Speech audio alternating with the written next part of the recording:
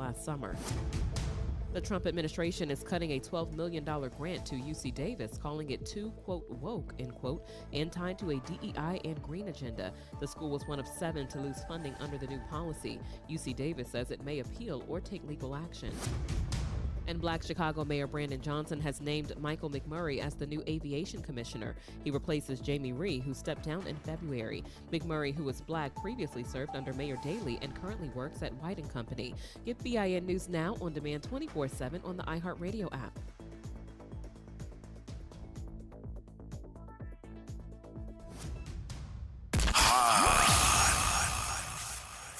Here we go. The reality check on WBOK 1230 AM. Whoa, now. What's happening, good people? How's everybody doing? Y'all survived another Jazz Fest weekend. Yes, you did. Congratulations. Hope everybody had a good Jazz Fest. Went out there and spent all your money up. Got a little suntan. Saw some folks that you ain't seen in a while. And saw some folks you ain't won't see in a while. But it's all right. You had fun. That's all that counts. That's all that matters. We got a lot to talk about today. We got a lot to talk about. We got guests today, and I'm all hyped up for a reason. Coming in the studio to have some conversation with us. Malik Rahim is coming today. And then our young folks are going to join us the next hour. Yeah, we told them to come back, and they want to come back. So they're coming back. So we're going to see exactly what's going to be the conversation piece. But I do know that a lot of folks need to call everybody and tell them that Malik Rahim is going to be on the air today. But, of course, you know who else is going to be with us? The doctor. Dr. Shepard is going to be with us to have some conversation as well. So, a couple of things I got to go over, one of which I got to go over and have some conversation about is the millage that passed. Thank y'all so much for passing it. And who were those two people? Who were those two people that went to the polls and voted last? Who are those two people? Do you know I got that all weekend? I got that all weekend. You know that was me and my wife. We went to the polls last. Nobody else was out there. So you know we went out there and we voted for you. Thank y'all here. And then I got somebody else at church because we went to church Sunday. Actually went with the sheriff. We went to Franklin Avenue. Boy, if I didn't have a good time at Franklin Avenue, I had the best time. You know, Pastor Luter know he can tell a story, but that man can preach. He can preach and make it hit home every single time. He be telling the truth. As a matter of fact, he said some things in his message, and one of them was with, you know, how you used to want to do this, you want this, do this, and said, you know, you never know how your finances running, and then the kids' finances, because we know you want them to come back home. The whole church went, oh no, you don't want them coming back home. He was like, what? all the grown folks was like, oh no, no, we don't want them coming back home. I thought that was hilarious. Maybe it's just me, but I understood. I understood what everybody was talking about, so it was cute. But Pastor Luter knows that he can preach, and he hit home. He hit it home. And it's interesting when you go to a facility like Franklin Avenue. You look how big that church is. It's a very nice church. That's number one. And then number two, it can hold several thousand. That's number two. Well, that's number three. And then number four, you know that you're doing something right in a facility that large, inside and outside, and you can't find a park when you drive up. We had to park on the grass just because that's how many folks were in attendance on Sunday. So somebody knows something. I think it's the same way over there by Barrier and Household of Faith, because they be packed. And, of course, yesterday was first Sunday, so, you know, they had communion. Mm-hmm. But anyway, thank you, Pastor Luda, and your dynamic staff, your dynamic deacons and deaconess, and all those great ushers and everybody that treated us with such kindness on yesterday. We thank you from the bottom of our hearts. And Pastor Luda, boy, he on top of what's happening with the world events, because he talked about that millage. Talked about that millage as well. And then after service, I'm telling you, at least 10 or 15 people came running up to us. You know, those were my last 2 votes. That was me and my wife. I was like, really? Mm-hmm. That was me and my wife. I was like, well, thank you here.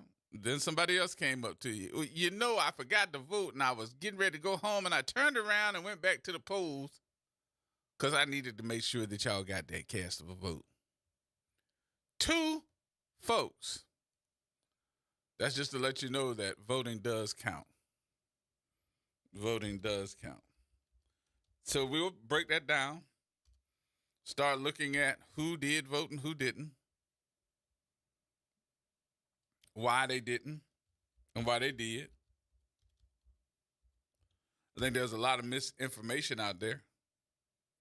Those signs and all. And how do you explain to the people what you need to do and why? Maybe we need to do a little bit better job at that. So we'll see. The other thing that I wanted to talk about was some of the bills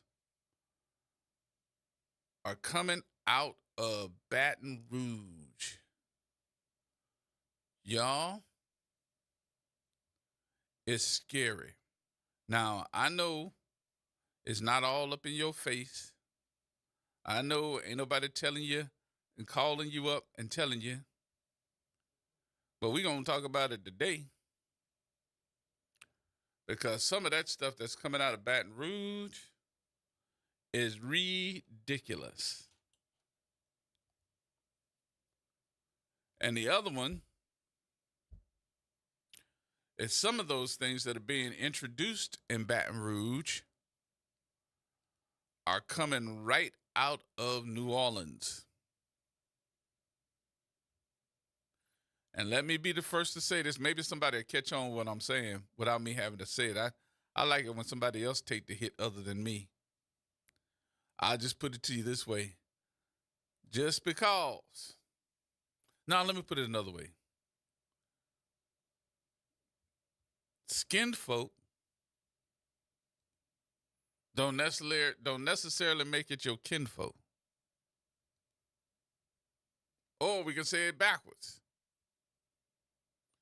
Because some of these folks that are in New Orleans that are supposed to be a part of New Orleans and a part of this coalition are putting in some bills right now that are making me go, what is wrong with them?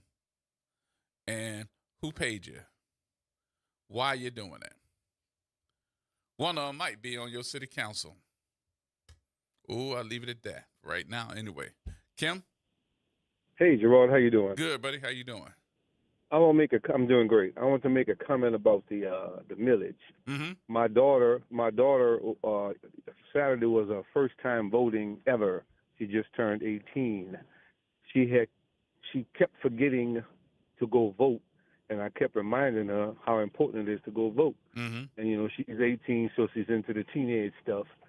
And at the last minute, I told her, run her behind down there and go vote. So she did. Before she left, she asked me, should I vote yes or no? And there's a good civic lesson. I'm a former teacher, and I taught civics, and it's a great civics lesson for all the youngsters out there, and even some of the adults who have no clue. So anyway, at the last minute, I sent her out there to vote. She said, what should I vote, yes or no?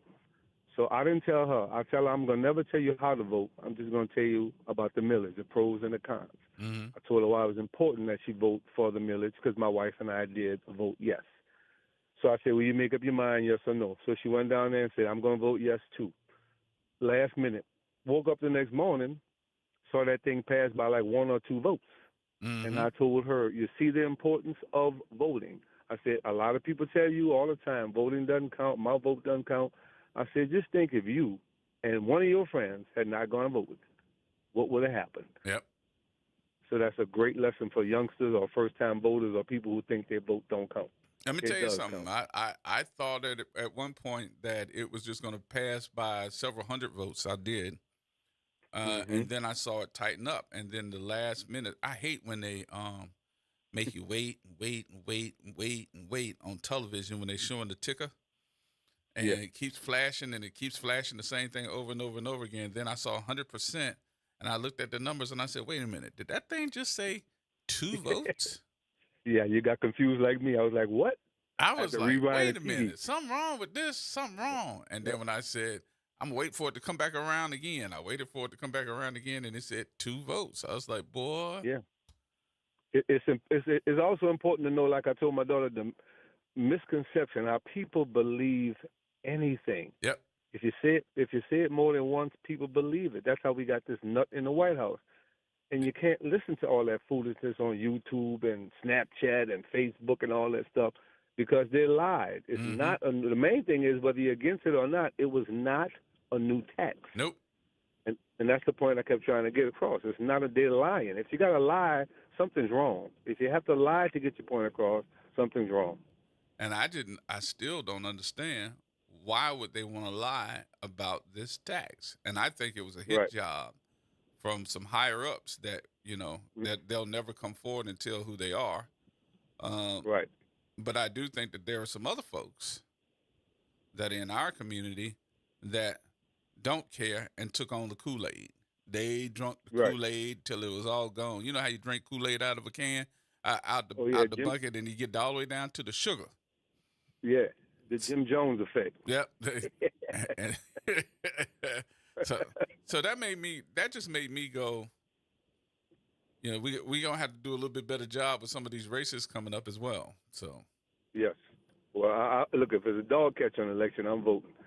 It's storming, raining, hail, snow, and a dog catcher on the ballot, I'm going to vote. well, I'm riding shotgun with you. Yeah, you're right, my brother. I appreciate you, Kim. Thank you, buddy. Take it easy. You too. All right.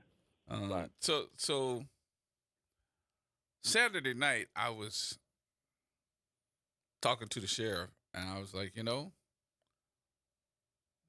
that is amazing that only passed by 2 votes. She said, yeah, but a win is a win. I said, I know. But we also had, again, low voter turnout. Let me say that again. Low voter turnout, like it's a big old event, right? Which then made me go,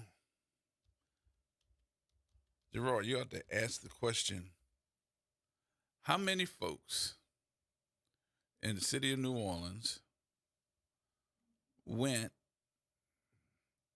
to Jazz Fest? Because I can almost guarantee you at some point in time today that they're going to come back with the numbers and tell us, oh, we got record numbers. Oh, we got record numbers that went. Now, on your behalf, let me say I don't want to chastise anybody. Yes, I do. I really don't want to chastise nobody. I really don't. Yes, I do. Because I want all y'all to understand something. I do know that it's just not local folks that went to the Jazz Fest. It's a whole bunch of out-of-towners that came here for Jazz Fest that ended up going to the event that are going to get counted with that number. So I don't really want to chastise a whole bunch of local folk. Yes, I do. Why you want to do that, Gerard? Well, First is first. No matter how we look at how many folks went to the Jazz Fest and compare it to how many folks went and voted, it was still considered low voter turnout, whether you went to the Jazz Fest or not. What else did you do? Well, you didn't get the people enthused about going to the polls. Really? All right, let me move off of New Orleans for a minute and let me go to Jefferson Parish. Because Jefferson Parish had an opportunity as well with the number of folks that are African American that stay and can vote in that Gretna election, had the opportunity to put a African American female in office as well. And she lost by what? 11, 12%? I think it was 56% to 44%. Low voter turnout. So, if that's the case with low voter turnout, can that be the only thing that we could blame what we saw? No. Now, let me throw something else out here on it. Oh, I know I'm going to get everybody upset on this one. And that is, your governor is trying to make it so that you can't buy everything that you need to buy with your EBT card. What? Yeah. Your governor wants to take out all types of sweets, all types of sugary drinks. You can't buy none of that stuff under his proposition that he's pushing. What? No more Kool-Aid? No more Pepsi? No more Coca-Cola, Mountain Dew? No more Sugar Smacks? No more Tony the Tiger because they can't be great? No. No, ma'am. No, sir. That's how they're trying to move. But is that something that's going to make you move? All right. What you say, T-Bone? Hey, man. What's going Good on with evening. you? How you doing? Good and yourself. Now, we had this conversation about encouraging people to vote the right way. Now, let me ask you something, because you've been doing this a long time. You've been giving us information, which I appreciate, brother. I always do. How many times have you had these types of elections where you come back the next day and the voter turnout is low, and then you chastise people? Has it ever worked? Mm-mm. Exactly. And this is what I'm trying to make a point to you. And DNC, pull out your paper and pad, and pencil, whatever. Excuse me, and take notes. This ish does not work. You want to get the people to the vote. Let me give you a story that will make you understand where I'm coming from. You probably still ain't seen this yet. I'm sorry. I've been under the weather for a couple of days. Oh, man, I hope you feel better. Yeah, thank you. Upper respiratory. Anyway, I'm sorry, y'all. I really am. Van Jones talked to a bunch of black Trump supporters, and they gave some of the dumbest reasoning for voting for this man. One of them is stuck in my mind because he then came back with the reasoning that, oh, I don't watch regular news. I watch TikTok.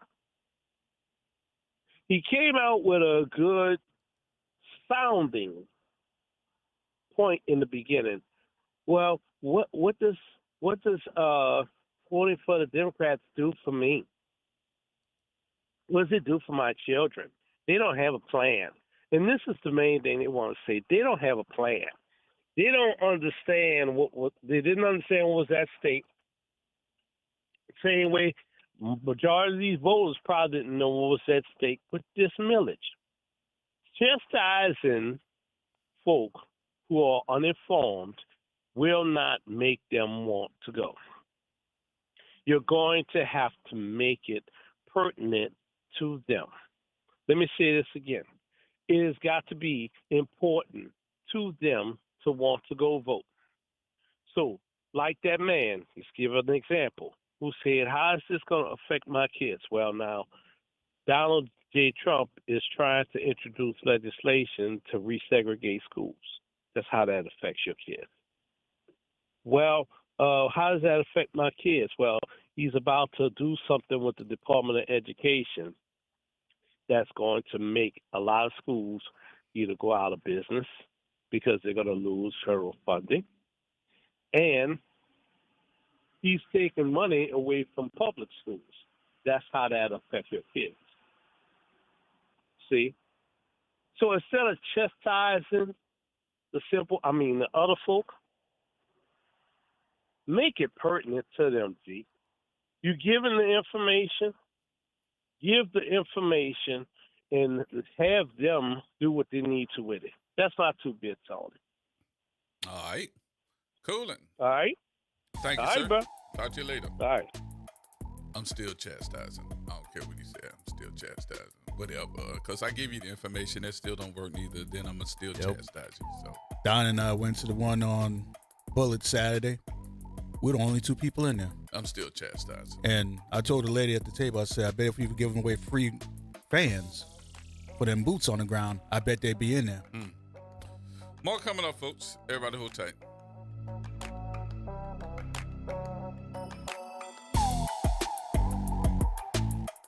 New Orleans, are you ready? A fresh voice in the city is here, bringing you the beats, the culture, and the stories that matter. From local music and food to real talk on what's happening in the streets, we've got you covered. Stay tapped in. Follow us on all platforms at WBOK 1230 for the latest updates and exclusive content. Your city, your culture, your news. Don't just hear about it, be about it. Follow us at WBOK 1230 now.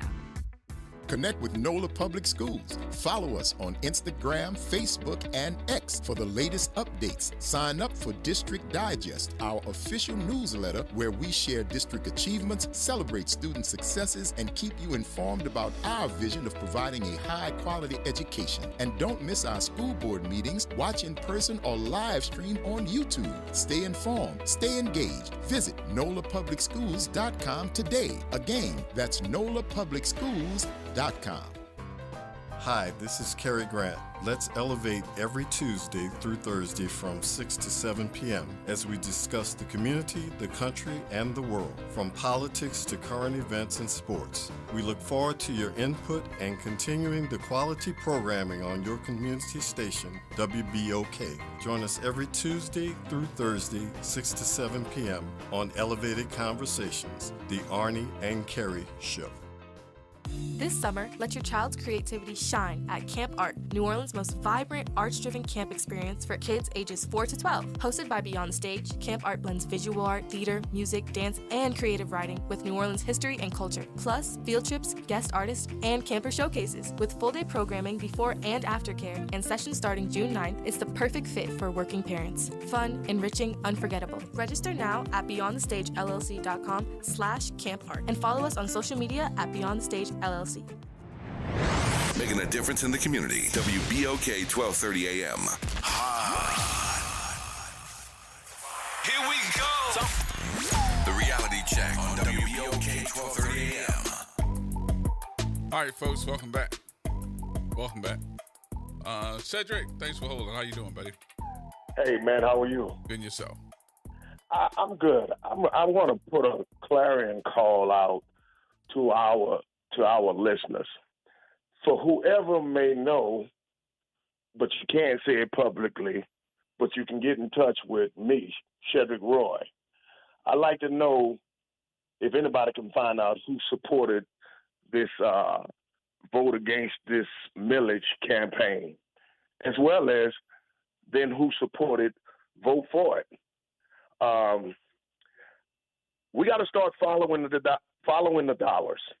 Mm-hmm. Because we got a mayoral election, a city council election that's coming up, and unfortunately, we're going to have a lot of black people, black politicians, that are going to be selling black folk out, and they're going to be selling us out, and we're going to lose our political power in that mayor's office, and perhaps some of these city council seats.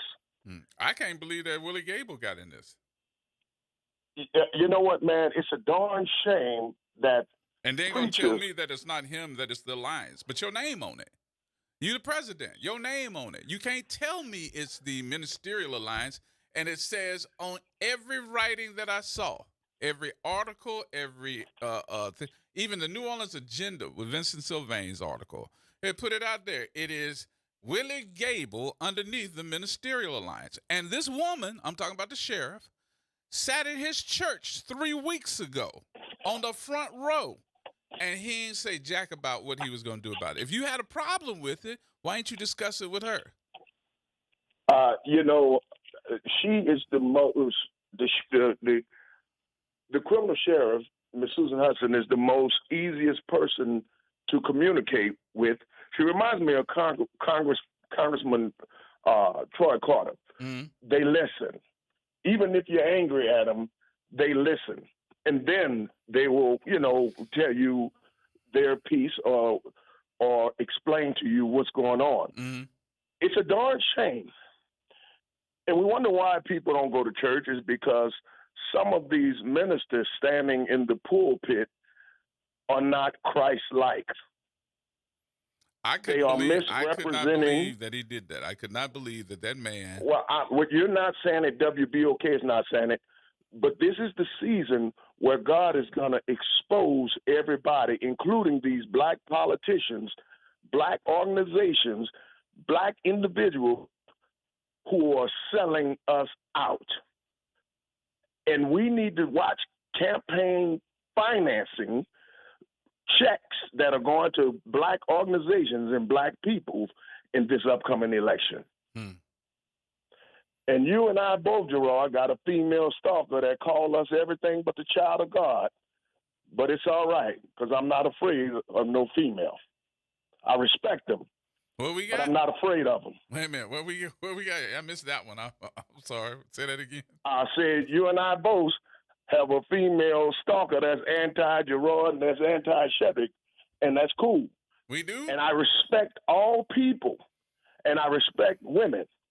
But when you come at me like a man, then you give me the right to treat you like one. And I'll talk to you off the air. All right. I ain't know that, but hell with look here, man. I'm ready for it. This ain't the season for no punks. I don't care what it is. I got plenty haters, bro. I ain't worried about that. I've been having haters all my life. And me either. But I am glad that the millage passed again. And this is the biggest thing. This wasn't nothing that the sheriff was trying to implement. It was something that was already implemented. Yep. But they need the funding to keep things afloat, to keep things and services and people employed. Let me tell you so something. For any minister or any political politician, because they may not like her and they may have another candidate in the race, that's cold. And you need to be exposed. Mm-hmm. And you will be once we get the necessary information. Well, let me tell you something. And I'm on a mission now to find out who's a member of this ministerial alliance. Because somebody needs to have a very pointed one-on-one conversation with them, especially when they pick up the phone. And you can't tell me that it doesn't, because I have to take the calls. For the sheriff, I do have to take those calls, but I get churches that call me every week asking for something, whether it is a tent to be outside when they're having revivals or some type of event, to the point where they want her to come to present a proclamation, or they want her to come and do this or cook or have the folks at the cafeteria to cook for their event because they don't have the budget to do so, or they want her to come because they know she's going to bring a check with them to present it to them? You know, Gerard, lastly, you talked about Reverend Fred Luter. The one thing that man has been, and no, I'm not a member of Franklin Avenue, but I visit. Mm-hmm. The one thing that he's been, and other ministers need to follow, he's been spiritually consistent. Fred Luter has. And thank you for allowing me to say it. And let me tell you, Fred Luter, Pastor Luter, is one of the best men, not just a pastor, but men that I know, because he's honest, he's straight to the point. He'll tell you no, just as he'll give you every reason why he want to help you, but he's not gonna put himself or his church or his family members out there if it ain't the truth.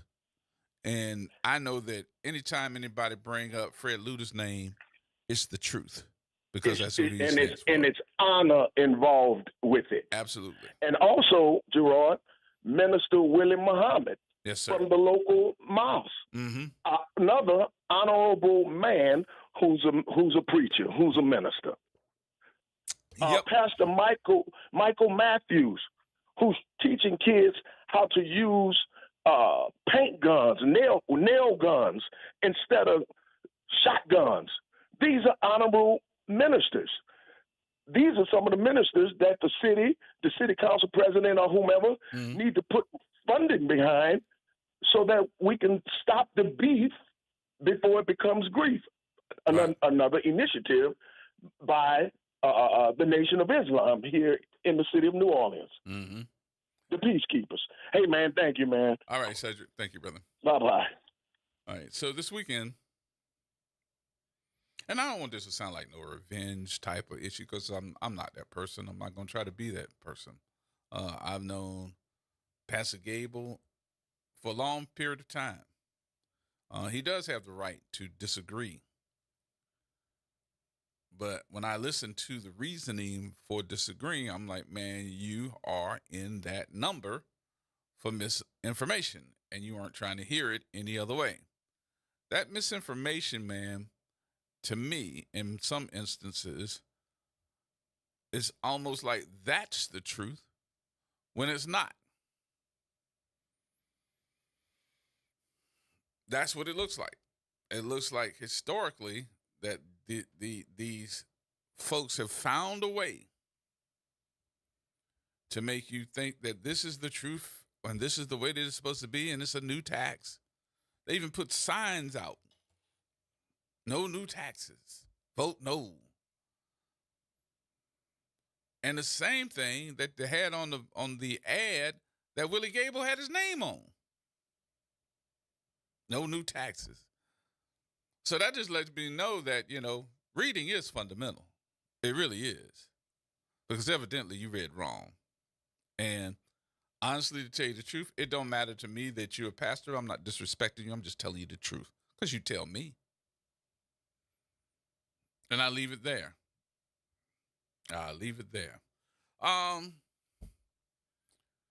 So the town of Gretna elected a new city council person for District 1.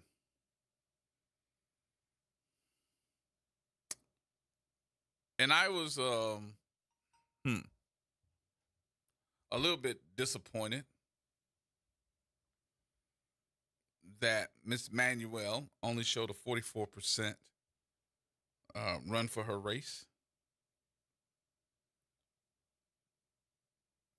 But her challenger, who is the current mayor in his district, it made me go, what is needed to win that race?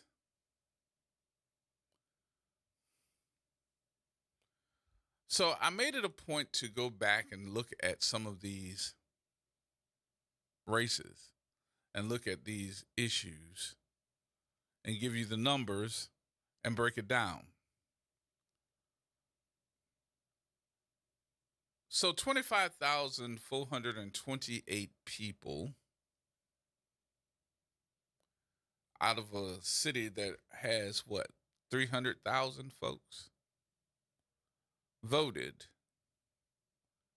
in this election. For an unofficial turnout, it says unofficial, it doesn't say official, it says unofficial turnout of 9.6% of the people that are registered to vote in Orleans Parish. In Orleans, So 9.6%, less than 10% of the people registered to vote in Orleans Parish turned out to vote. Wow. Wow.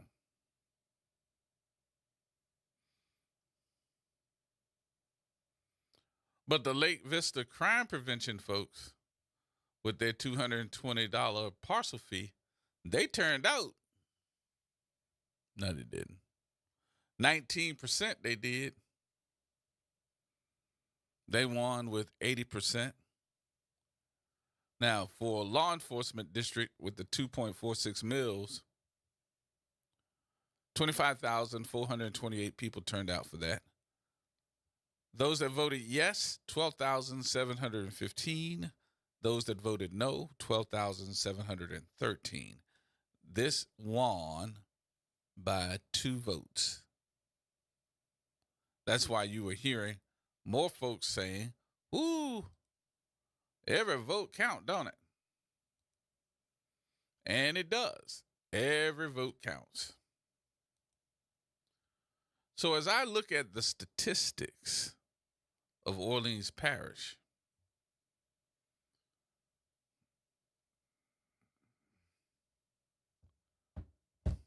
and I look at the number of Democrats, which is 165,515, to Republicans, 25,125, and those that aren't, 73,087. Gives you a total of 263,727,000 folks in Orleans Parish, right? All right, let's go to there. Let me go to Jefferson Parish. Got 271 precincts that reported. So here we go. Councilman District 1, Timothy Kerner, Republican. 56% of the vote. He got 7,993 votes. Andrea Manuel, 44%, with 6,207 votes. That was a total of 14,200 people that voted, for unofficial turnout of 27.6%. For the parish-wide proposal for the library proposal for 10 years, the millage, 62% of the people said yes. 38% of the people said no. Still in Jefferson Parish, y'all. That was 13.4% of the people that voted on that one. The consolidated drainage for 6 mills for 10 years. 67% of the folks said yes. 33% of the people said no. For a total of 13.3%. And for the recreational and community center and playground district, 10 mills. That's for 10 years. 64% of the people said yes. 36% of the people said no, for unofficial turnout of 13.6%. So what I'm seeing in the Jefferson Parish race, a lot of people just went to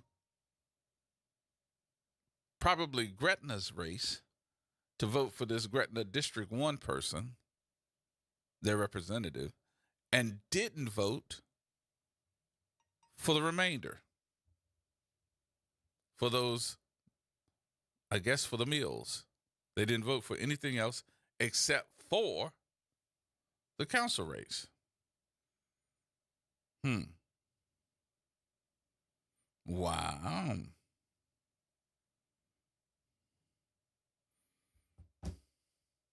Wow. Interesting. So, but what does that mean?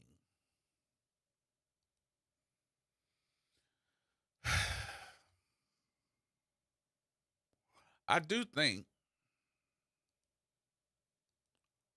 that it means a lot for those of you that voted, especially in Orleans Parish, because it kind of lets you know, in my opinion, that every vote does count, and see how close it is.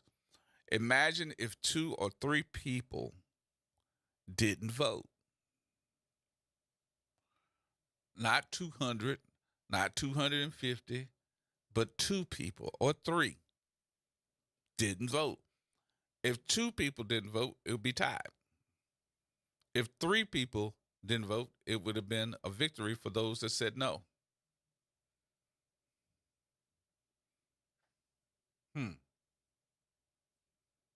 Nah. But I'm glad we made a difference, too, in explaining why it was that people needed to vote for this. Because if you look at early voter statistics, before we really started talking about this, that's where the major numbers came in.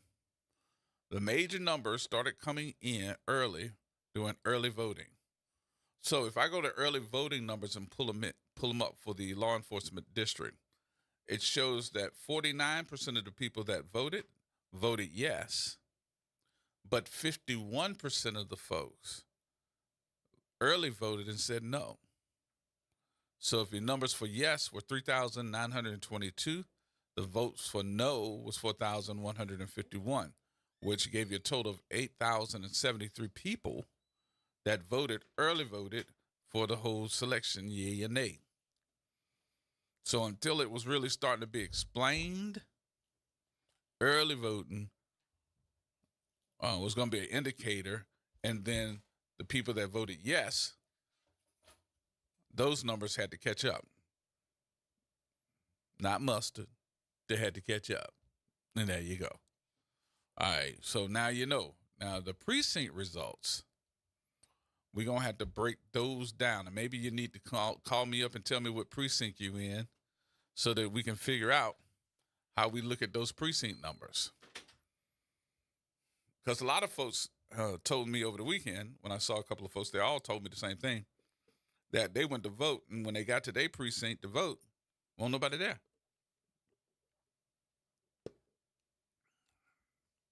Won't nobody there. I was like, really? Won't nobody there.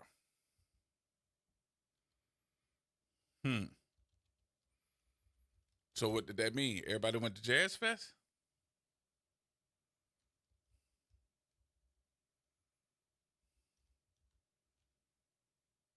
Everybody went, so I could do it later? What did it mean? All right, we got to take a break. We'll take the break here. We'll come back.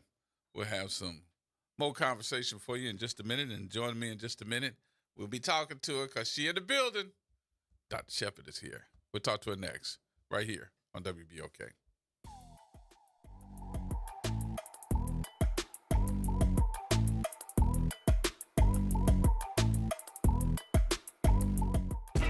I'm Grant Sashera. And I'm Ro Brown. Please join us for the Sports Report, Wednesdays and Fridays. At 8 p.m. on WBOK. The Sports Report. WBOK 1230 AM. It's our second anniversary and it's tax season, and we have great deals to help you keep more of your refund. Check out our amazing offers on phones, watches, tablets, and accessories for the whole family. Need internet? We've got you covered. If AT&T Internet is unavailable in your area, we've got individual deals to keep you connected. Stop by your locally owned AT&T store at 3616 South Carrollton Avenue. We're not just an AT&T store, we're your AT&T store. Proud to serve and give back to our community. The legendary Broadway show is back. The Wiz. Caught up The Chicago Tribune raves. It's an eye-popping, high-intensity revival and a cause for celebration. The music, the voices, the legend returns. Entertainment Weekly says, run, don't ease on down to this spectacular revival. The Wiz. Playing the Sanger Theater May 13th through 18th. Tickets at BroadwayInNewOrleans.com. WBOK and LCMC Health are proud to present Keeping You Well Cafe. 60 Minutes with LCMC Health, where the doctors speak directly to the people of New Orleans. LCMC Health is committed to improving the quality of care here in New Orleans, the Gulf South, and beyond. The Keeping You Well Cafe is another way for LCMC Health to engage with the community. At the Keeping You Well Cafe, LCMC Health joins WBOK and local businesses to answer your questions about wellness and health. The doctor's office that accidentally mixed up your files has your social security number. The power company that mistakenly cut your service has your payment info. And the hotel that lost your reservation has your passport number. You need LifeLock because your personal info is in endless places that can expose you to identity thieves. LifeLock monitors hundreds of millions of data points every second. If your identity is stolen, we'll fix it, guaranteed or your money back. Save up to 40% with promo code NEWS at LifeLock.com. Terms apply. From the East Bank to the West Bank, WBOK is what New Orleans is talking about. WBOK. Here we go. The reality check on WBOK 1230 AM. All right, folks, welcome back. Welcome back. She is here. Hola. Woo woo. ¿Cómo estás? Come on. She is here. Who's that? That's Dr. Shepard. Mm-hmm. Did you do Jazz Fest? No. I know. Mm-mm. You didn't go out there? No, of course not. What do you mean, of course not? I feel like locals don't go as much anymore, and it's too expensive. They price me out. They price me out. There's a whole bunch of festivals in the city all year long. So why would I spend that much to go to that one festival? All that money you got. All what money? Who got? Oh, I seen your pocketbook. Can't even close it. We talked about this because remember you Busting said at the seam. You be doing bullions and you weigh your money. Your money go by weight. That's the best way to invest in it. It's not weight, it's currency at that. That's the best way to when they got craziness going on in the world, that number don't go down. So that's See, spoken like a true baller. Baller shot caller. You can call it what you want. That's not rude. That's not true. BW. Hello. Going once. Gone. Leon. Hey, what's going on? Been a minute, huh? What's happening with you, bro? Where you been? Hey, man. And I'm handling business and, calling some other stuff. But I got a different, my vehicle don't have AM no more, so I had to figure out how to maneuver through all that.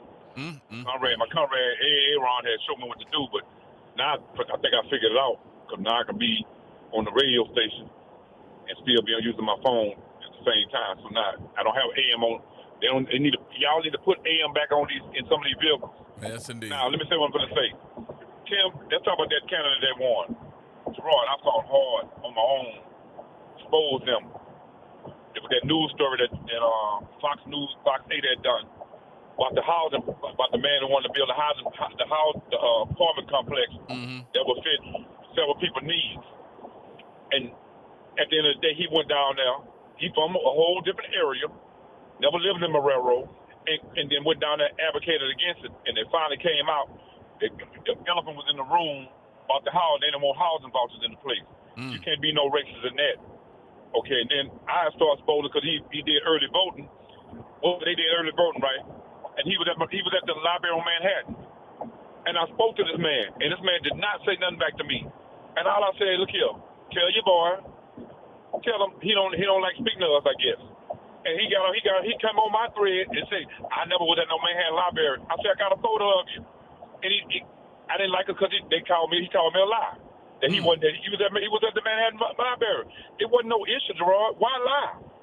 But my whole issue is that, man, it was just people. I don't know why they didn't get out. There was no excuses. Great weather. If we could have got half the people out, that would have been a landslide. I don't know why they didn't, but I don't know. I didn't get it. I don't get it. I gotta throw this into the I mean, just to sound a little bit fair too, because I'm gonna sound biased if I keep going. But I did you see anything about the candidate Andrea? Television? She was real heavy. I didn't see nothing. Over on the West Bank. I had signs in front of my yard, but I didn't see nothing else. Yeah, I saw a lot of signs. I didn't see any television, nothing, radio.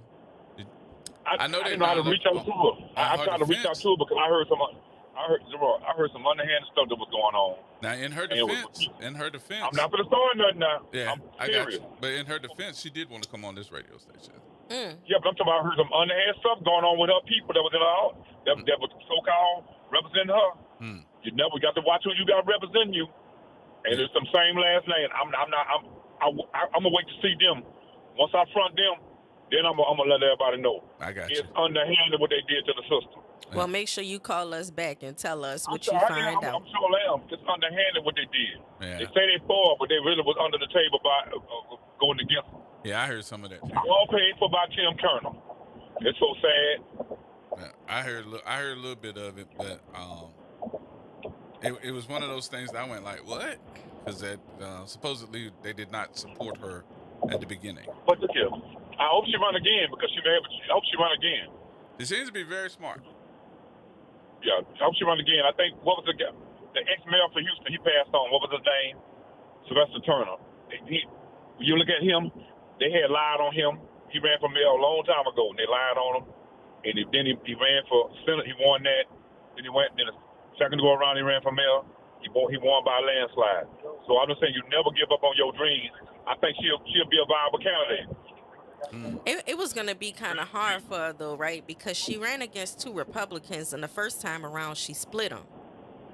You know, so it was like... No, they split them. They split each other.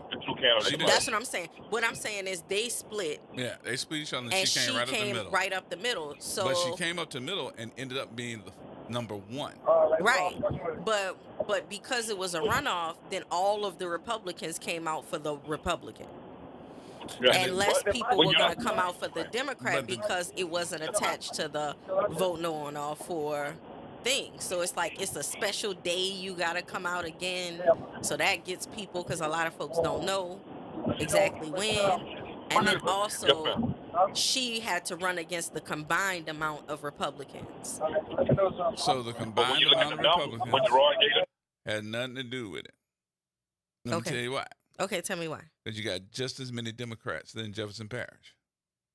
Yeah, but I just mean the people who came out and voted. We had low voter turnout. Right. Again. Right. But that's what I'm saying. So let me ask it was a super special election because it was a runoff from a special election. So you really got to be paying attention. So what we should have did was say, guard your EBT cards. They're coming to get them. Oh, my gosh. That sounds racist. Oh, my God. They're trying to take your Jordans. Oh, this sounds racist. That sounds racist. Oh, my God. Yeah, that sounds racist. Little Booney going to have to go to the hood schools. That's racist. That's racist. Yes, it is. Yeah.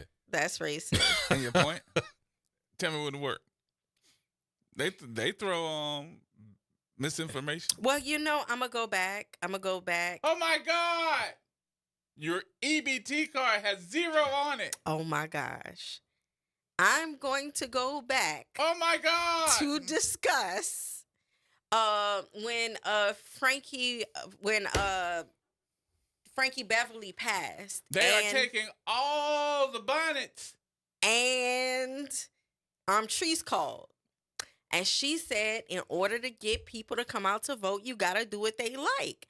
Now, I heard y'all was cracking a joke about if you would have gave everybody free fans and played boots on the ground, then they would have came. But I was thinking but do that. Like, do the stuff that's actually about to make people come out. Oh, my God. In love and in free what black hair. people do.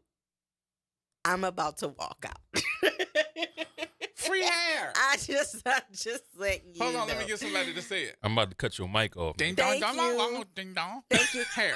Thank you. This is where the mic gets cut off. This amount of racism is when the mic gets cut off. Oh my God. He's still going. Really, bro? So I don't want you to go anymore. We gotta stop. I want for you to stop. Why? I think we understand your point. What's my point? That you need to do something that's going to trigger black people to make them come out. Trigger. Yes. Guess what we gonna give you? What? 45s, 38s, 9mm. Trigger. Come pick one up. You know, I knew this show was gonna go really bad when that man called and was like, "Why you trying to? What did he say? Guilt people into?" Mm-hmm. Okay, and you was like, "I'm gonna keep going. I'm gonna keep chastising." Yes, chastising. Keep chastising. You said I'm gonna keep chastising. I knew the show was about to go left then. Oh my God. Oh my God. Guess what we could have given? I'm not about to guess. Some gold. Well, you is the man with the bouillons. You are the only person I know who talks about bouillons. Oh my God. Guess what we could have done? I'm not about to say what. We could have done child care. Everybody call me racist. I'm speechless. Yeah, that's your phone people saying stop. Everybody texting me. Everybody's trying to make sure you keep your job today. They all texting me telling me I'm a racist. Yes, that's exactly it. That's what it ends up being. What else could it be? Give me something else then. Go ahead. Tell me something else then. Like I said, I like trigger. I like you going negative trigger. Okay, give me a positive. There's also trigger. Positive trigger. Like, remember when you had said we could do stroll to the pole, right? And like have the Divine Nine come out. And I think I saw the 6 Ward Steppers had did something like a stroll to the pole for the presidential election. Okay. So I think we could do things along those lines. So what did we do? What did we do when? This last time? Mm-hmm. Nothing. Or I'm not going to say we did nothing because I'm sure that there was some activists. You know, Vote is always real busy and stuff like that. But I'm going to say by and large, I didn't see that much. I just saw Andrea's signs out everywhere and her volunteers on the corner. And I really didn't see a lot of people taking advantage of the early voting. Oh, my God. They took away the sugary drinks and candy on the EBT cards. Did you know that? That's true. That's really true. Yes, I do know that. You looking like I ain't saying nothing else. Why you looking at me like that? I was waiting for you to move on. But yes, I do know that. I don't think that's that bad. So I sounded racist? Yes, of course. Of course you did. Yes. Is that what sparks people? I'm sorry. Triggers them? Possibly. Okay. Then maybe that I need to do that more often to No, get them to don't. go to the vote. No, don't. Let me take the hit as long as you go vote.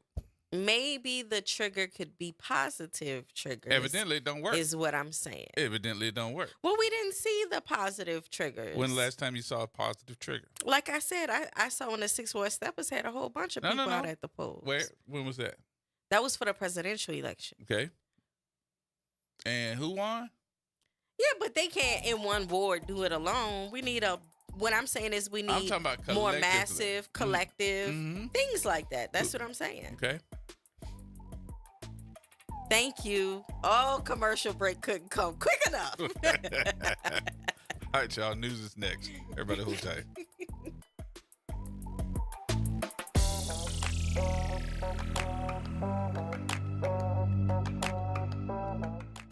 From the campus of Xavier University, WBOK Go and Equity Media Station. I'm Amber Payton with BIN News Now. President Trump says he does not plan to run again. There are many people selling the 2028 hat, but this is not something I'm looking to do. I'm looking to have 4 great years. When asked on NBC's Meet the Press about his site selling 2028 merch, he says there are many strong Republicans for the next race, naming Vice President J.D. Vance, but adding he's not endorsing anyone yet. Black New York Attorney General Letitia James says she'll sue the Trump administration over health care cuts. At a Harlem rally, she slammed planned cuts to Head Start, Meals on Wheels, and 9/11 aid, but gave no lawsuit details. In Syracuse, New York, is mourning longtime politician Van Robinson, who died Saturday at 87. A former Common Council president, he championed the black community. Mayor Walsh praised his lasting impact on the city. Get BIN News now on demand 24/7 on the iHeartRadio app.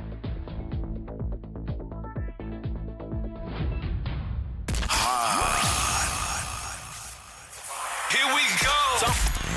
The reality check on WBOK 1230 AM. I hope these mics was really off. They was off. When you did that. They was off. You ready? No, I'm not. Because, y'all, it got worse on the commercial break. It did not. It got incredibly worse over the commercial break. I'm thinking Dr. Shepard just had a moment. You all right? I guess I'll be okay. In a moment? In a moment. I need to collect myself. I'm hoping you're not about to keep it rolling from the break. Oh, we gonna be. No, yes. no. You want me to do that one on there? No. Don't do that one on the air. We're going to get canceled. I can do that on the air, too. We're going to get canceled. All right. WB. Hello. Hey, this is WB. What's up, bro? What's happening with you, man? Hey, man, you know what made me laugh? When I woke up Sunday morning, the first thing I got up to look to see about the election, right? Mm-hmm. I drug my wife to the polls, and I said, "Babe, we got to go vote." She said, "What they voting for?" I said, "Look, the man told me we got to go vote because this is important. This is important for whatever reason." I could have articulated it to her, but I would have lost her. Mm-hmm. I said, "Come on, woman, let's just go vote." So she said, "All right." She didn't want to go vote. She didn't want to go, but she went because I encouraged her to go. Wow. And I said, "Babe, we won. We made the difference." I said, "Our vote counted." Because it was the two of us. Wait, is she by you? No, she's not by me right now. Oh, I was gonna say put her on the phone because I just wanted to thank her. But you Yeah. tell her. You talk to me telling until I that said was thank my you. thought. I said, "This is the first time ever that I felt like my vote really counted. Like I could see it, Mm-hmm. as if I was the only one out there. Me and my wife. That was crazy. You said that. You know, if two people would not have showed up, and I'm saying us too. If we wouldn't have showed up, it would have been a tie. Man, I encourage, and this is what I'm going to talk to the sheriff about. I'm going to talk to the sheriff about this.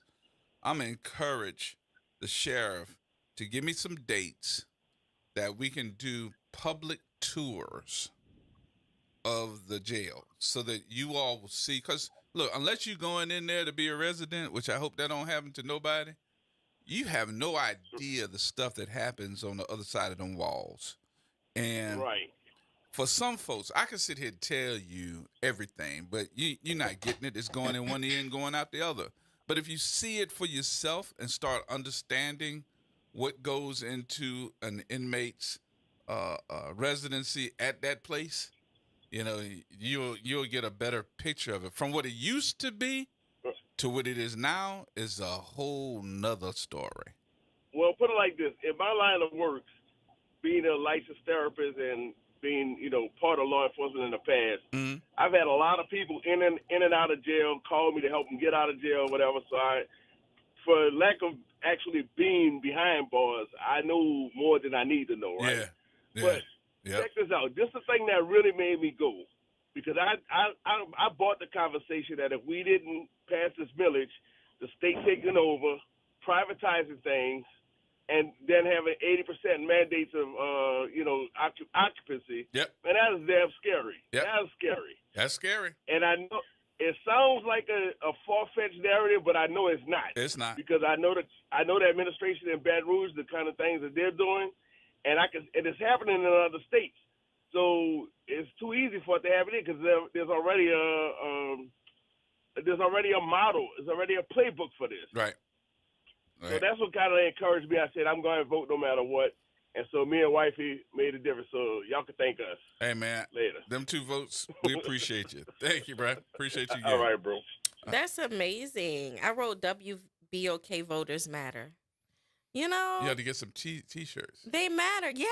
Yes. That would be nice. They matter. So it passed by 2 votes, and we've had 2 people call in and said that they forced 2 people to go vote. Yep. That's amazing. Yeah. Mr. Elmore. Hey man, how you doing? Good. How you doing? Pretty good. I'm listening. I caught a little tail in it, but I listened to one of the brothers that called up, and he had mentioned about he didn't mention any particular minister's name, but he mentioned about people in the ministry that's selling our people out. The thing, I think as a minister or a priest or a rabbi, you have to be very careful when you start getting into politics. There's nothing wrong with when I'll give an example, and some people may disagree. You take like Trump. A lot of things he's doing is not only unethical, maybe immoral, man. So I think some people should call him out. Okay, people are scared to call that out. But the bottom line is you have to be kind of very careful, because if you're going to have like Afro-American churches for years, I can remember, they'll have someone running for mayor. They should have 2 people. I mean, they shouldn't just, let us decide who we want, because you get into politics and it's not right. Have 2 people, right, both parties. Now, sometimes, I know, Gerald, you may have known a particular church you go to, they invited both people, councilmen or mayors, and one may not want to show up. Well, that's on them. Mm-hmm. But I think in the ministry, if you have 2 gentlemen, ladies, if you will, you might disagree on the policy, but they're ladies and gentlemen, invite them both and have them both come and let your parishioners decide. But you shouldn't get too political, because first, if you're getting tax exemptions from that being an organization with the church, you could get yourself in some heated hot water with that. But hey, man, the brother brought something up, and I can't think of his name, but I listened to him, which I listen to everybody on your show, and I appreciate his input, what he said, and he caught my attention when he said that. So I do think now here's where we differ a little bit, but hear me out on this for a minute. I do think it is important for our faith-based leadership to get involved in politics. Let me tell you why. Because anytime that we have seen in our lifetime, my lifetime, your lifetime too, Mr. Elmore, movements that have happened in our lifetime, it has always been led by a black preacher. Those movements that have happened in our lifetime that made a difference were led by, I'm not saying currently, I'm talking about movements in our past that were led by preachers. Mm-hmm. Dr. Reverend Martin Luther King. You also had from the Nation of Islam, Malcolm X. Mm-hmm. You have the Nation of Islam, Farrakhan now. Mm-hmm. You have had black men that were faith-based leaders that led that movement to make a difference, mass difference. Mm-hmm. Now, on the other hand, in some type of, I don't want to say stereotypical way of saying things, but you also have movements like Black Lives Matter that was not faith-based, mm-hmm. but it crumbled. And then it also had, because what I found out in my lifetime is the fact that no matter who it is that leads the movement, you've got to know when you start, there's going to be some type of infiltration. Mm-hmm. Somebody's going to infiltrate it to try to break it up. Somebody is that sitting by the door. Mm-hmm. So whatever you're going to discuss, be able to discuss it with everybody, no matter if they go back and tell it or not. Ain't no secrets in these things when you have movements. And you got to be able to have a crew, men, women on the ground that know how to follow direction and not try to be the leaders, because leadership ain't for everybody. And I hate to say it that way because that's, it sounds derogatory.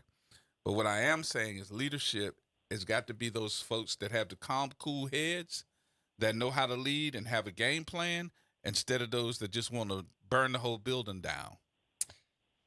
I don't know, G. You can't, I hear that, but I just think about the people who have enough political power to bomb countries, and they do all kind of dirty stuff behind the scenes. You know what I mean? Have secrets and but I secret disagree with your one analogy. But I assassinations agree with your and- one analogy. I'm not talking about leadership of countries and Mhm. have the. I'm just saying political movements. Zionism is a movement, right? That gets a country, but it's a movement. But that's a whole nother. I'm talking about for the people here. Right.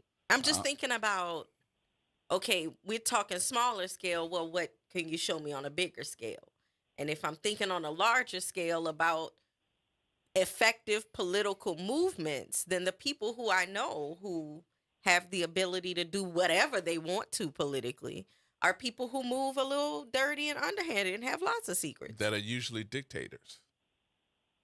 No, they're in everything. They're not just Netanyahu might be a dictator, but all of these other people, the whole Zionist movement, American Zionists, all they went and did is paid off all of Congress. Now they have their votes forever. So what did they have? They had political power by what? Money. Exactly. And secrets. So you're talking about a whole And bunch of folks that are trying to make a movement that don't have money. They have the will, but they don't have the money. Right. They don't have the connections. They're not.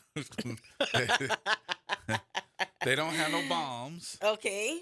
They're not doing that. That's on another scale. Right. I'm talking about folks here, right, that don't understand the political nature of what they need to do to make somebody say, "Oh, I need to listen to my people instead of my people listening to him." You can cut your You see eyes. my eyes. Okay, but I'm a go with you and say yes. Yeah. Gee. So I'm gonna leave that part alone. I'm gonna leave that alone. You got me though, Mr. Elmore. You agree? Hey, Gerard. Disagree? Yes, sir. Well, look, I do look. I won't make my point clear because I don't want you to think in any way, form, or fashion that I disagree. Basically, what I said was the church. When you look at the Afro-American church, period, because of the church, we involved in politics. We belong in social movements. We belong in religion because of Afro-American church education. If it wasn't for that, we wouldn't be where we at. I totally agree. Now, with the young lady talking about Zionist movement, that's a whole another topic to discuss. Is very serious, you know. Right. But again, I was just talking about political movements. Yes, ma'am. That's a big topic. Look, that's a big topic. But I appreciate you mentioning. Look, you made a good point, Doc. Young lady, you made a very good point. It's a very serious topic to discuss. Oh boy, it's bigger than me and you. But that's not a topic I like to discuss. But again, when it deals with what Gerard is saying on the local level, we understand the church, how powerful it is, and in the ministry. You know, I try not to go against my priest, my minister, my rabbi, whatever case it may be, because I would try to give them some respect. You know, they have an opinion. But what I'm saying is sometimes you have to understand the church is powerful in the Black Afro-American community, and we need to listen to the people. Like Gerard made a very, very great comment. Not all people with positions or leaders. Leaders are not titles. That's something you have within yourself, like you, young lady. You're a leader. You speak in a very powerful leadership way that anybody don't. If they don't understand it, there's something wrong with them. You know what I mean? But I appreciate it too, you know. I'll follow it too, Miss Elmore. Thank you. I hadn't thought about that. Leadership, look. Leadership is, you know. Let me leave you with this, Gerard. Gerard. Yes, sir. Go ahead. Let me leave you and the young lady with this. When we look at ourselves in the mirror, and I don't know the last time you look at yourself in the mirror, look at a leader. You're a leader. Gerard's a leader. Sometimes we keep on worrying about what leaders we don't have. We got to look at ourselves in the mirror that we're all leaders. Y'all are two primary leaders. Look at yourself in the mirror and say you're a leader. And be surprised if people are going to follow you because you're leaders. Mm-hmm. For sure, G is. I don't know if that makes sense or not. Well, thank you so much. Well, look, Gerard, the Gerard being in here, long discussions, he's a very professional fellow. I appreciate every dialogue that he talked about because it's not one thing that very few things he said I don't like him talking about because I appreciate it. I appreciate you, Mr. Elmore. Thank you, sir. Yes, thank you. All right, we'll talk to All you right, in a minute. brother. Let's get some of these calls. Thank you. All right, Mr. Kent. Kent? Hey, this is Ken.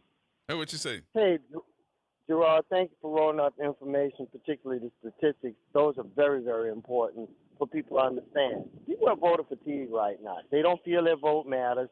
I, like WB and like the other brother, said, hey, I took one of my business partners and said, hey, man, let's go vote. You know, this is important.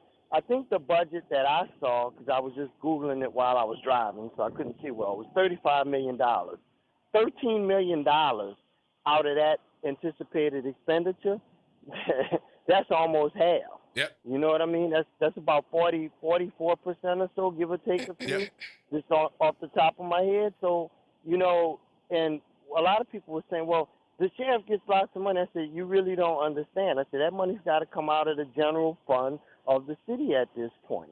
And we don't know that we're going to get money like we've been getting, and more than likely not, with the Trump administration, because they're trying to fund a tax cut. Yep. You know, but that's a whole nother story. What I will tell you is that if people seek power, you have to vote. It is the ultimate expression of your voice. Yep. One man, one vote. And they have been systematically, the Republicans taking over the legislatures of the states and cutting your voting rights. So if you do not go out to vote, they will purge you from the roll. Yep. And they're going to take your stuff. 3 presidential elections, you are out if you don't vote. Oh, wow. Well, that's at the federal level. We ain't going to talk about what mini Trump we got here in the state going to do next. Because, you know, he's leading the charge. He's out before Trump is out.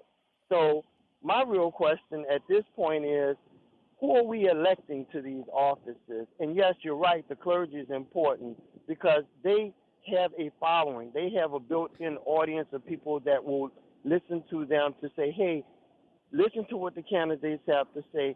Here's what's important to us. Support people that do that. Not endorse anybody necessarily, but set a standard. We're on face and looks and butt right now. We ain't, you know, I can't use the other word. I got you. So, because it's broadcast, FCC rules here. So we have to understand that who is in our interest, what are they telling us they're going to do, but more importantly, how? And even on top of that, we have a mayoral race coming. Who are you going to bring with you? Right. You look at the current mayor, you look at Mitch Landrieu, both of which didn't commit to me about what and what. The only difference is the style. People are buying the sizzle on the steak. They ain't buying the cut of the beef. So we need to get to that. I don't want sirloin. I need prime rib, aged. I need filet mignon. You know what I mean? With You the want the best of the béarnaise on the best. side. I need some of that. And I'm getting chopped liver All right. served up to me.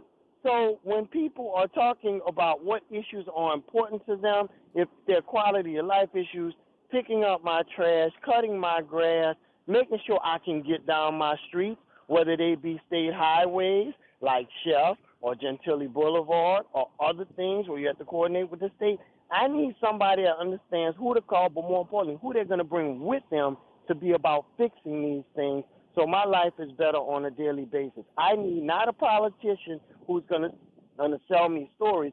I need a public servant. There you go. And so when people start recognizing what that looks like and vote 9%, are you kidding me? That's a joke.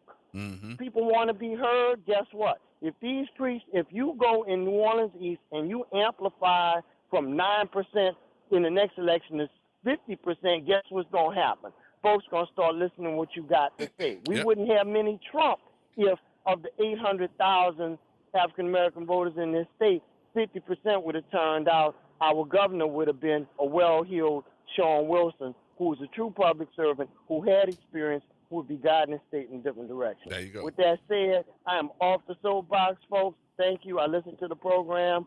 I'm glad you're here and that you're injecting some common sense into the community because everybody's just feeling some kind of way. That's cool. That's your right. But get some facts in your head and understand how to actually get the solutions that you want by being informed. There you go. Thank you, Kim. Appreciate you, buddy. All right, now. All right. All right, we got more coming up, y'all. We got to take a break.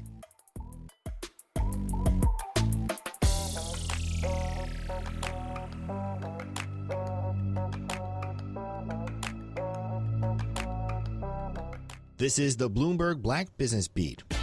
Crowns and Hops, a black and woman-owned brewer based in Inglewood, California, is making it part of its mission to pave the way for more diversity in the craft beer space.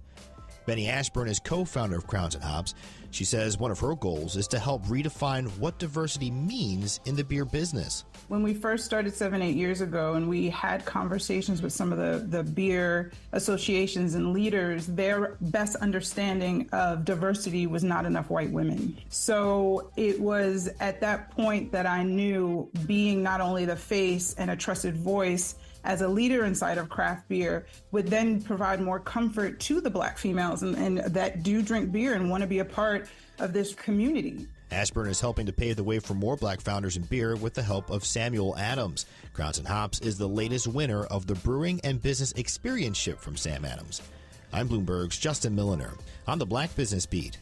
Hey everybody, it's Graylin Bryant Banks. And Kimber White Dupree. From the front porch, y'all. You know how we do every Monday. It's Moving Monday. And Tuesday, it's Trivia Tuesday. And y'all know we have nothing but bad cheering coming through here on Wednesday. But stick with us. On Thursday, we travel. That's right. And Friday's Free Your Mind Friday, so get your brass up. Something on your mind? Want to get it off your chest? Holla at your people. WBOK 1230 AM, the station you listen to all day long. The New Orleans Jazz and Heritage Foundation is the nonprofit organization that owns the New Orleans Jazz and Heritage Festival presented by Shell. With the funds generated from Jazz Fest, the foundation invests in Louisiana companies through economic development, cultural enrichment, and free educational programs. To learn more about what the New Orleans Jazz and Heritage Foundation does, please visit www.jazzandheritage.org.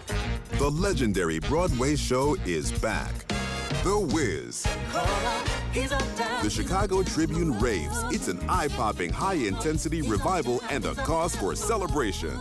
The music, the voices, the legend returns. Entertainment Weekly says, run, don't ease on down to this spectacular revival. The Wiz. Playing the Sanger Theater May 13th through 18th. Tickets at BroadwayInNewOrleans.com. This is Jackie Jones with Class Act Entertainment. Join us on May 11th at the Honor Thy Mother Theater Brunch in partnership with WBOK at the Jean Lafitte Auditorium. Experience the red carpet with live interviews and photo ops, along with a chance to win a trip to Las Vegas. Highlighting the afternoon is the original stage play, Mama.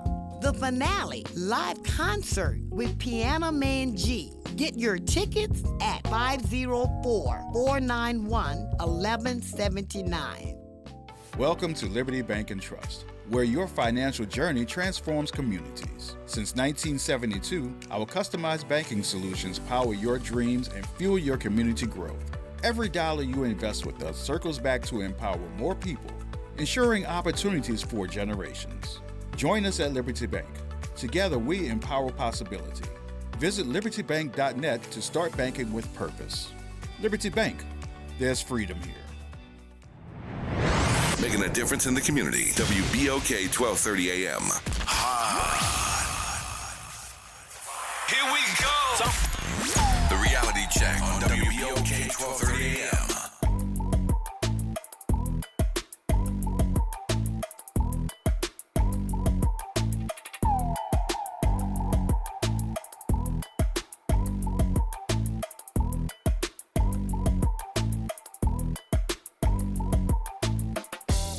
All right, folks, welcome back. It is Monday. Gary, you've been holding for a minute. How you doing, buddy? Oh, good, man. How you doing, G-Man? Good. Yeah, man.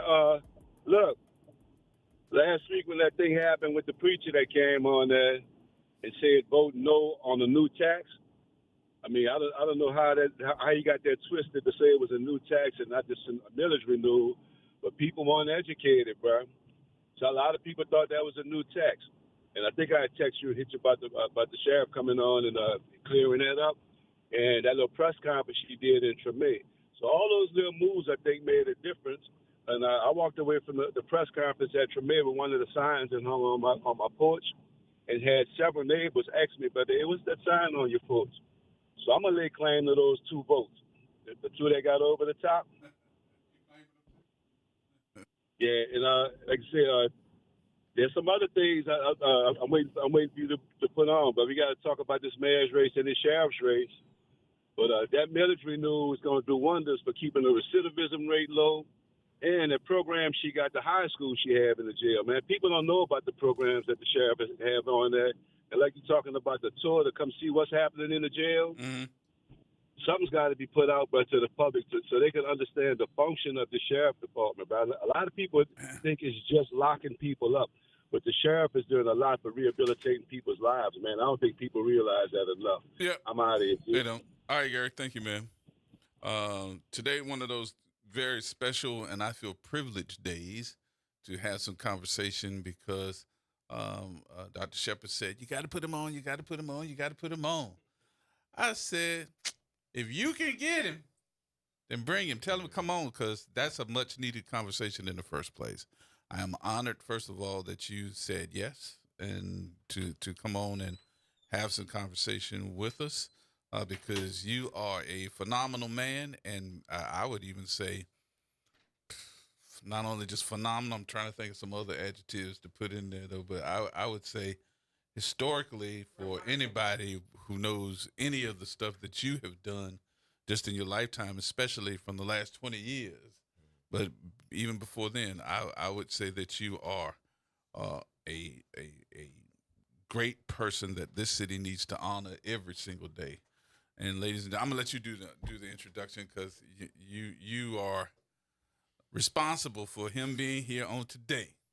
That makes me feel really good to say that. When you were thinking about verbs, I was gonna say, well, he's actually a living legend. Okay, he got the Living a Legend award from Southern University, or it's from SUNO. So he's actually a living legend. Everybody, it's my pleasure to introduce Mr. Malik Rahim. He is, legendary inside of the city. He is a Black Panther. Sometimes people try to say former Black Panther. He is a Black Panther, okay, who survived a altercation with the New Orleans Police Department. He wound up being taken and put on death row and wound up getting off. You were on death for real? Yes.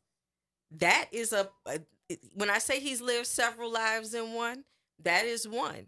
He also then did prison activism. He's done housing activism on the West Coast. He, after Hurricane Katrina, he had come back into the city. He wanted to leave and go to California. That didn't happen.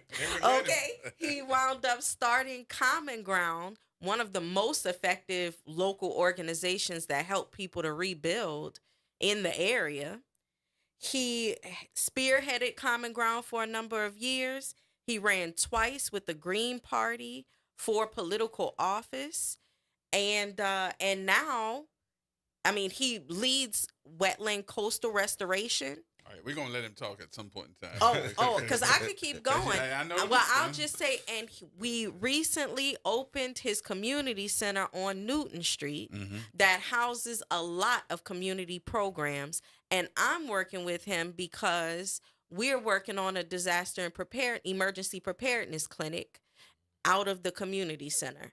And so my students work with Malik to help him to open up the center, to let people know that it's there, and then also to do some of the disaster emergency preparedness work. Brother Malik Rahim, how are you, sir? I'm blessed. Welcome. I guess I should start off with, how you doing for real, though? You doing all right? You nothing work? You know, no tiredness, nothing? Oh, well, yeah, I'm always tired. That's nothing, but... let's take you back for a minute.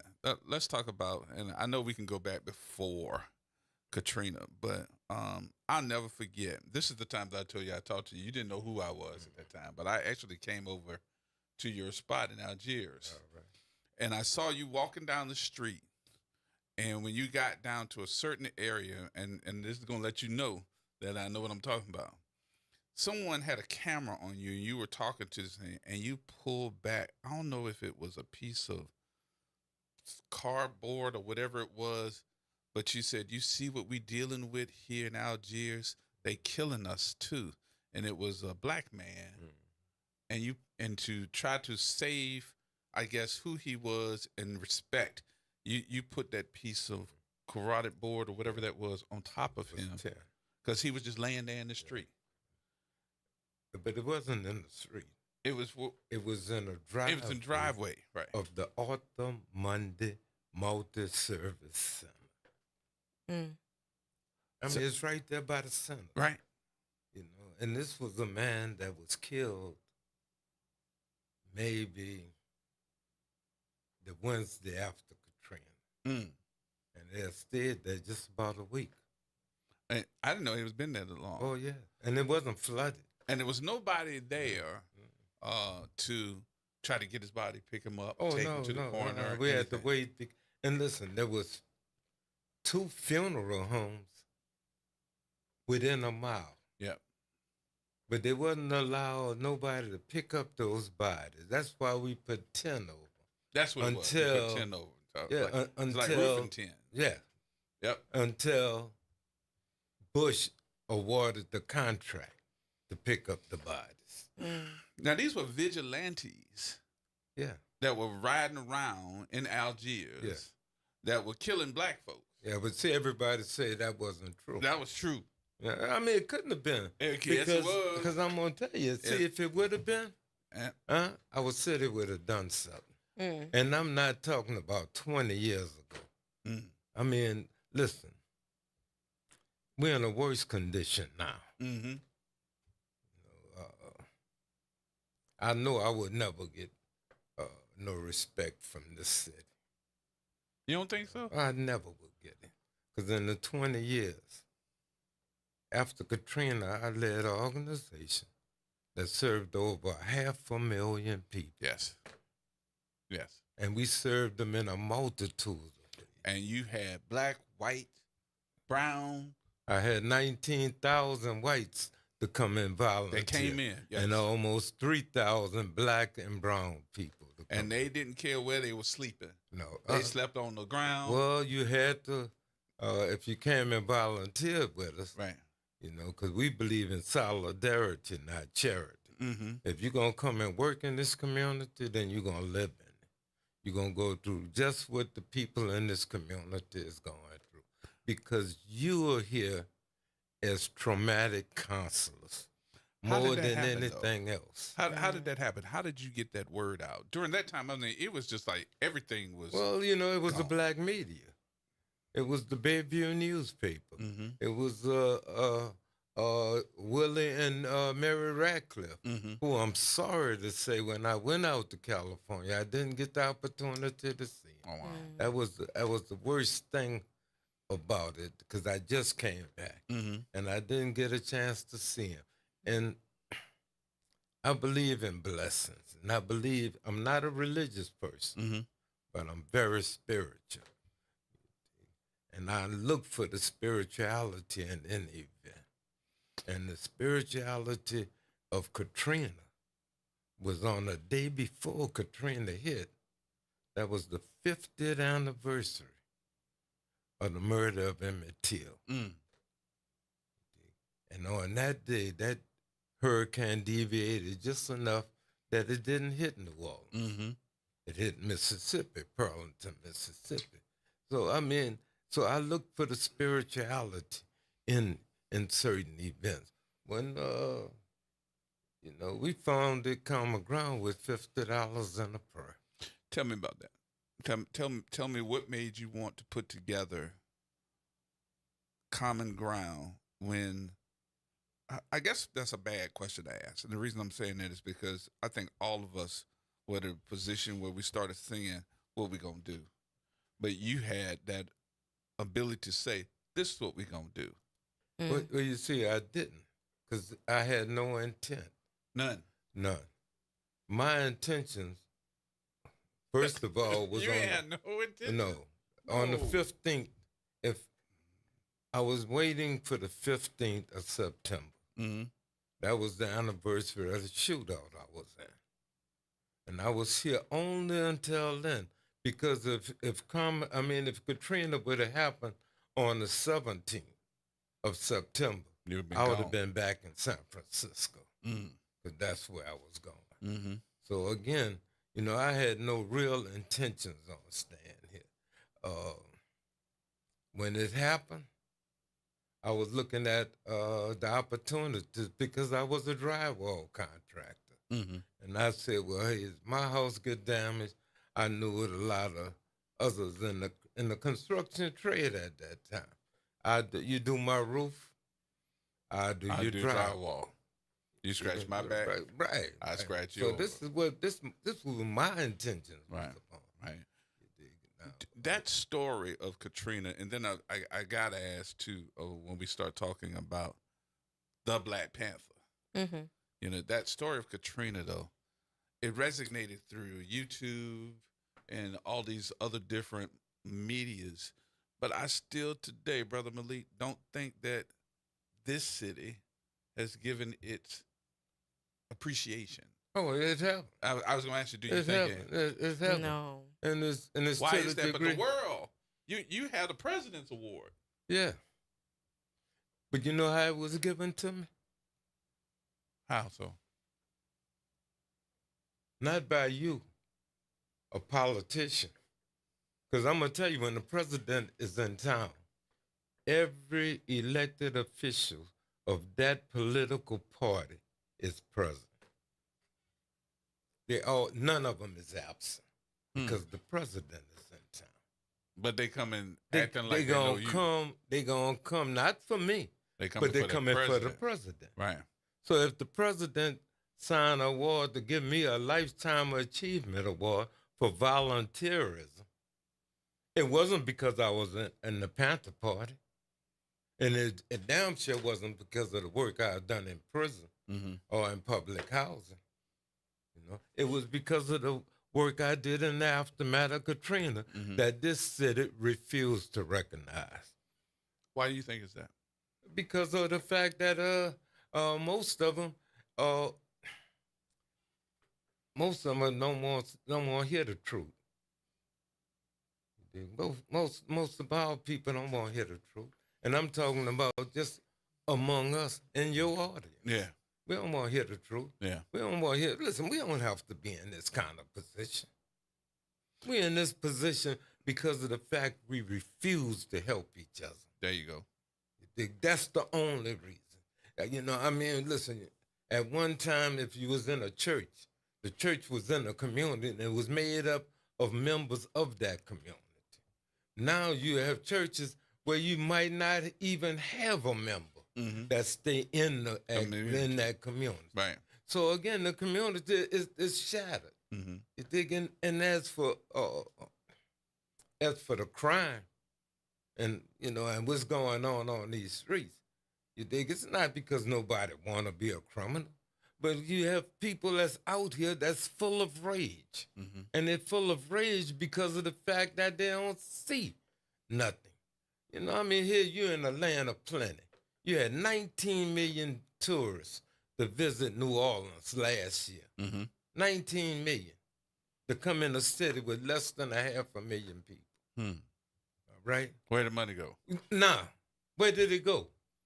Where did it go? You ain't got no money to give me to help me do anything except for go to jail. Right. That's all. But if I do something wrong, it's an unlimited amount. Right. You know, I mean, and what we have just shown, we will execute you. You dig it? That's one thing we have shown. Because they just did it. To a person who, if he committed the crime, he committed the crime at 16. But when we executed him, it's 30. He was 46 years old. You know, he had spent 30 years on death row reforming himself. And now they're getting ready to do some more. Oh, yeah. Oh, yeah. Oh, yeah. But, you know, back to me in this city, since Katrina, you know, the last time I had any, except for Delisha Boyd, except for her, the last time I had a politician to visit, an elected official to visit any program that I had was in 2006. A year after Katrina. Yeah. That was the last time. You know, And I mean, you have a community center. Yeah. I have a community center that I have opened. Dr. Shepard worked with me at it. You dig? And we've been open 6 months. And I've only had one elected official to come in visit. Delisha Boyd came twice. Yeah, but it's the same. Mm-hmm. And, you know, as part of our canvassing act, like I think I told you last week, we sent out actual letters. We put in a public comment at City Hall. We text people. We did a few different mailing campaigns to try to get people, elected officials and otherwise, to come. But we've only had Delisha Boyd. But also, I've told you, I'm going to answer part of the thing behind what Malik is saying, too, is that in The Nation, they published an article saying that he is still under FBI surveillance and that it's not just FBI surveillance. They also actively work to isolate activists away from their communities and make it difficult for them to have a livelihood. I'm under The Nation magazine exposed that I'm under anti-terrorism. Today? Yeah. Yes, today. For what reason? Because I went to Iraq with Ramsey Clark. Yeah, the former Attorney General of the United States. But he didn't get on that. I was going to say, so why did you, if you went with an official for the United States, how did you get on that? And now you got to explain that to me. And they took his passport. And I can't get a driver's license. No? No. And they took it when he was trying to go out of the country to help in Haiti after the earthquake. They were about to send a ship full of goods and things to help the Haitians out. And when he went to go renew his passport to leave to do it, they confiscated his passport and put him on the joint terrorist Do you think that's because watch of list. the Black Panther notoriety? No. I feel the impact of it greater here than anywhere else. Here? Yeah. In this city here. I just came back from California.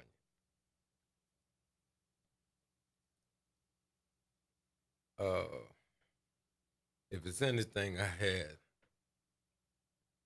I could have been asking people thanking them for volunteering to come down here from California to work in the aftermath of Katrina. I got more respect there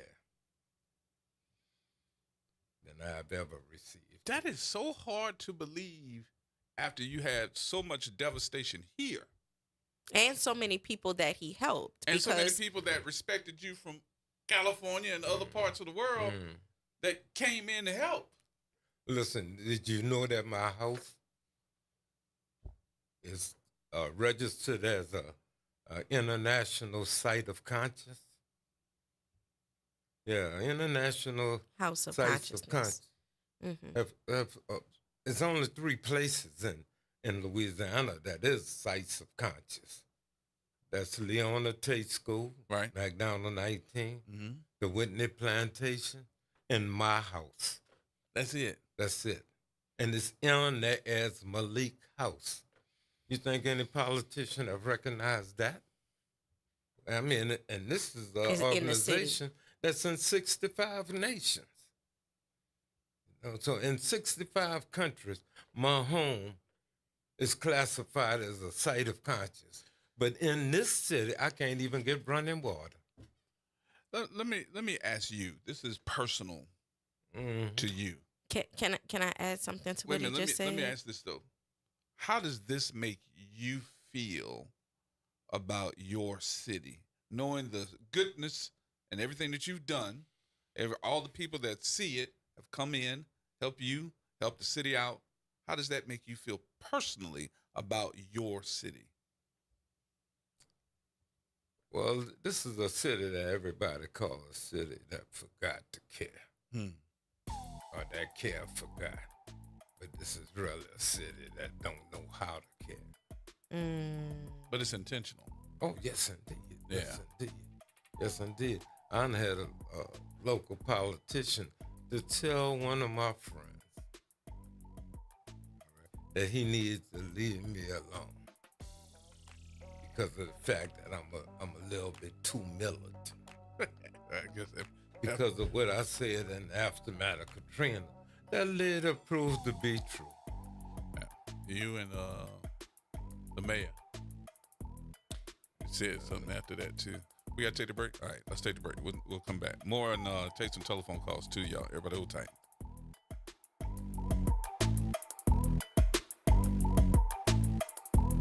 AURN News. I'm Ebony McMorris. In a new interview with MSNBC's Kristen Welker, President Trump raised eyebrows and constitutional alarms when asked if undocumented immigrants deserve due process. Trump responded, I don't know. Not yes or no, I don't know. That's the Fifth Amendment he's talking about. He also refused to commit to following a unanimous Supreme Court ruling, and when pressed about possibly seeking a third term despite the Constitution's clear two-term limit, Trump said again, I don't know. On the economy, Trump brushed off rising prices caused by his tariffs, saying kids don't need 30 dolls, maybe just 3. And while Americans face higher costs at the pump and the grocery store, he claims we're doing great and that a short-term recession is fine.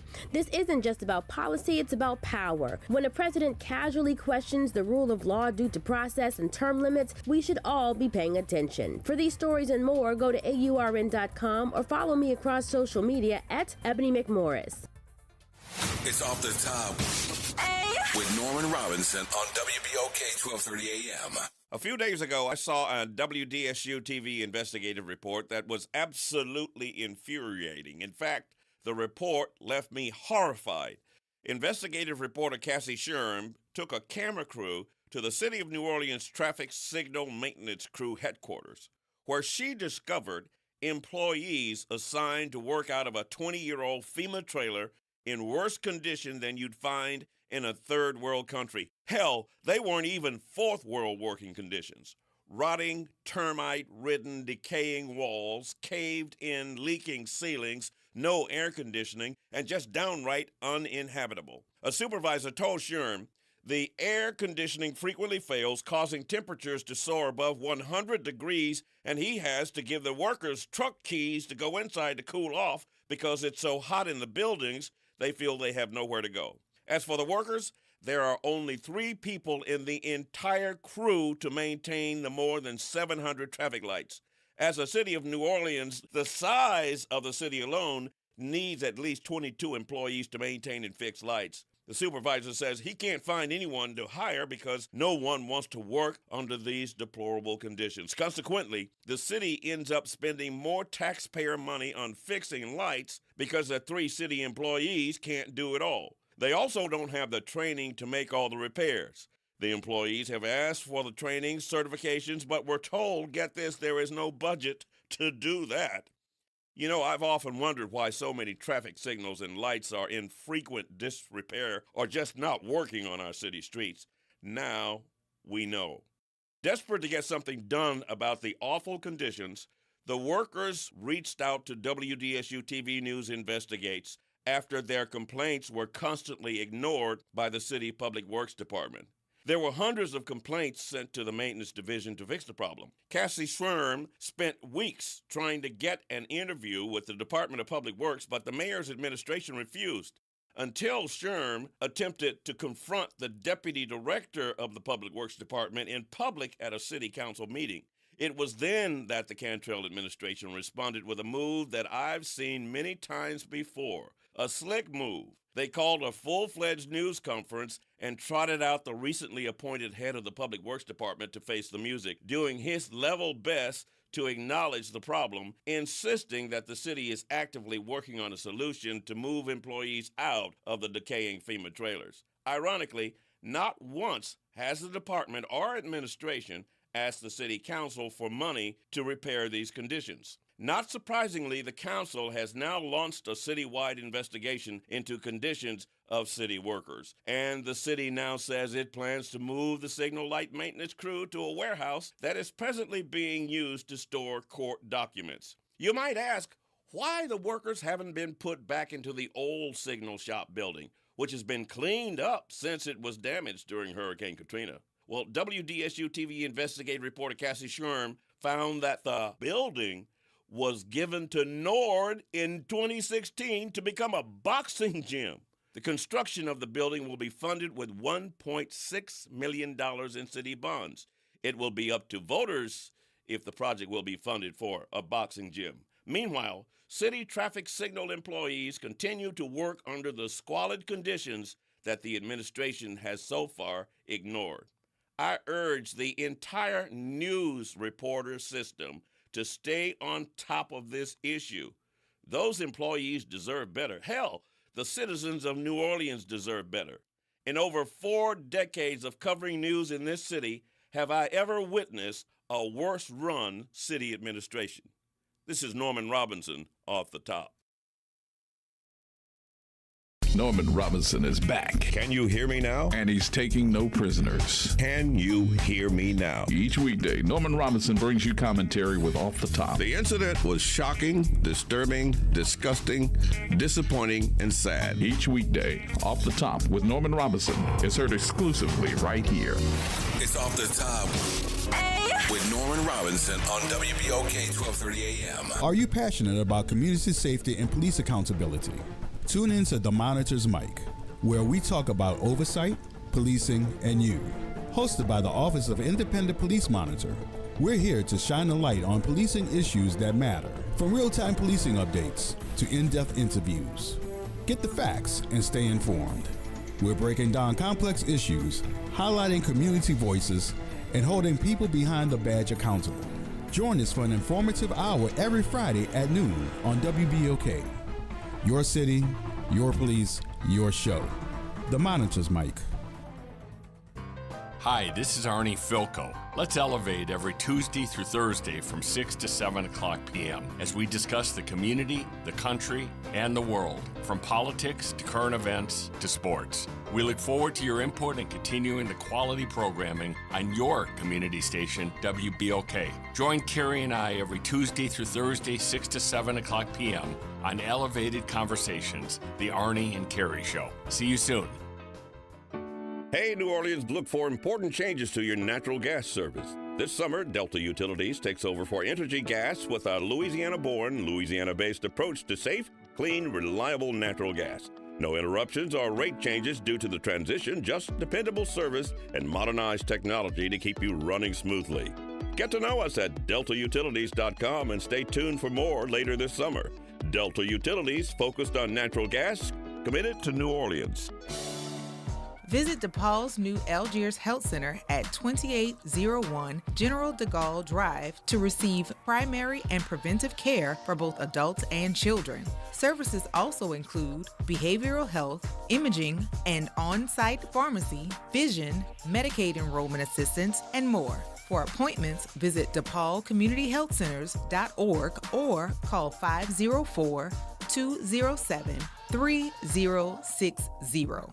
From Gentilly to New Orleans East, WBOK is what New Orleans is talking about. WBOK. Here we go.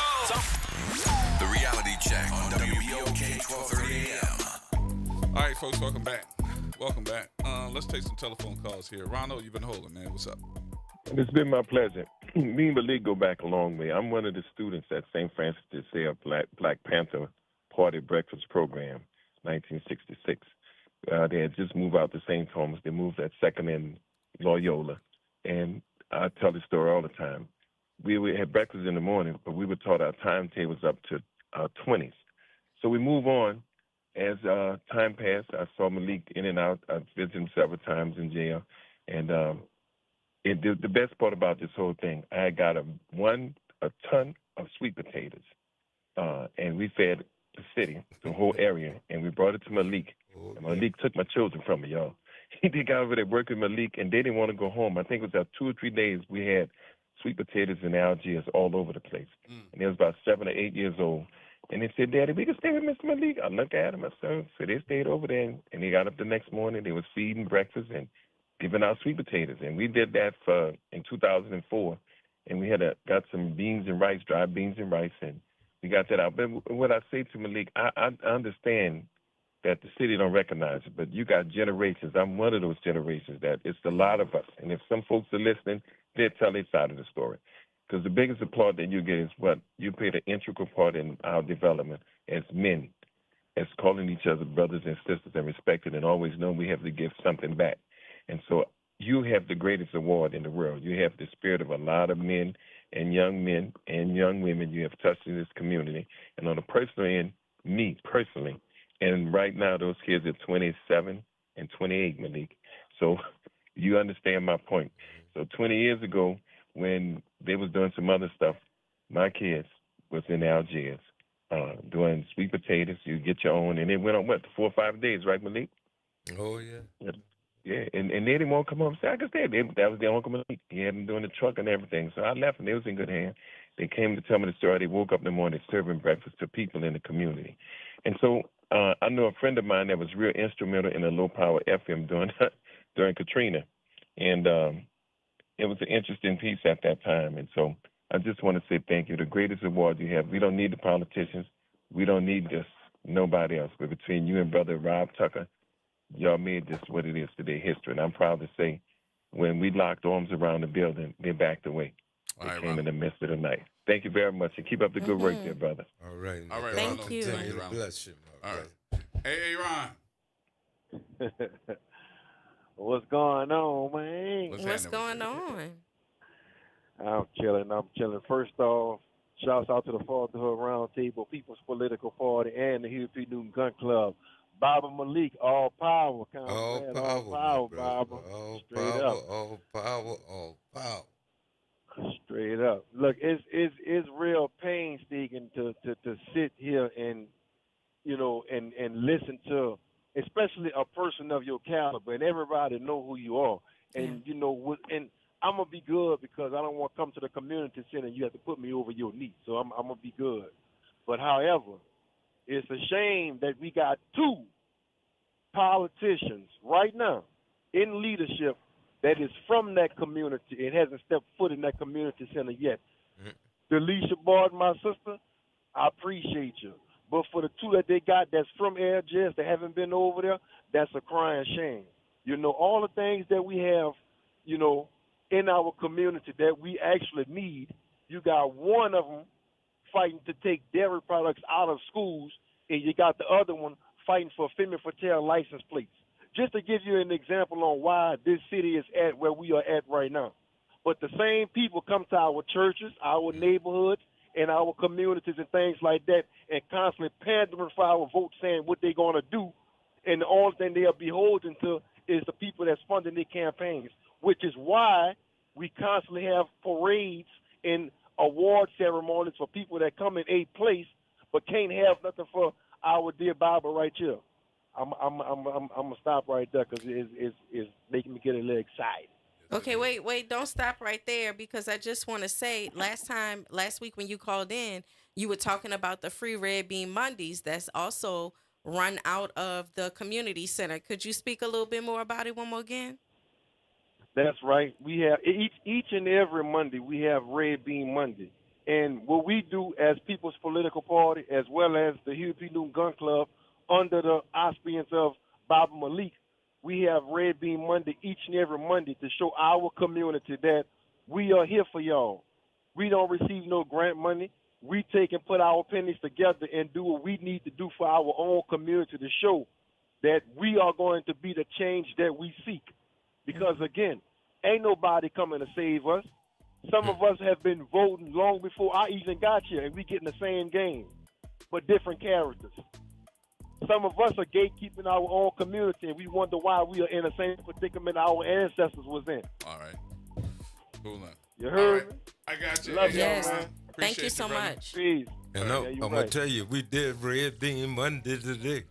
Today? Oh, yeah. Oh, yeah. I we heard did. y'all sold out, huh? Oh, yeah. Every time we have it. And we don't sell a meal. Yes, indeed. You know, we just give them to anybody who want a meal.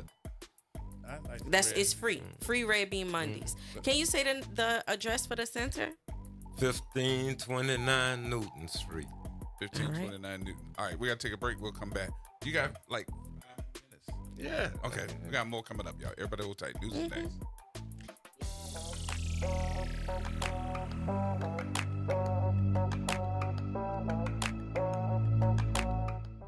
From the campus of Xavier University, Yeah. WBOK Go and Equity Media Station. I'm Amber Payton with BIN News Now. Jury selection is in progress for Sean Diddy Combs' federal sex trafficking trial in Manhattan. Some New York City residents admit they'd struggle to be impartial. Not really, because I'm pretty sure I'd be biased if it's involving women and trafficking, so I think I'd have a little bias there. He's charged with racketeering, kidnapping, and forcing women into sex acts. Agents found drugs and baby oil at his homes. Diddy has pled not guilty and turned down a plea deal. Prosecutors have wrapped closing arguments in the Tyree Nichols trial, where 3 former Memphis cops are charged in his 2023 death. They ended by asking, quote, "Are good people capable of doing bad things?" end quote. The defense is up next. And Black Los Angeles Mayor Karen Bass says she'll take a salary cut and delay staff raises amid the city's budget crisis. Her team will skip scheduled cost of living raises through next June. Get BIN News Now on demand 24/7 on the iHeartRadio app.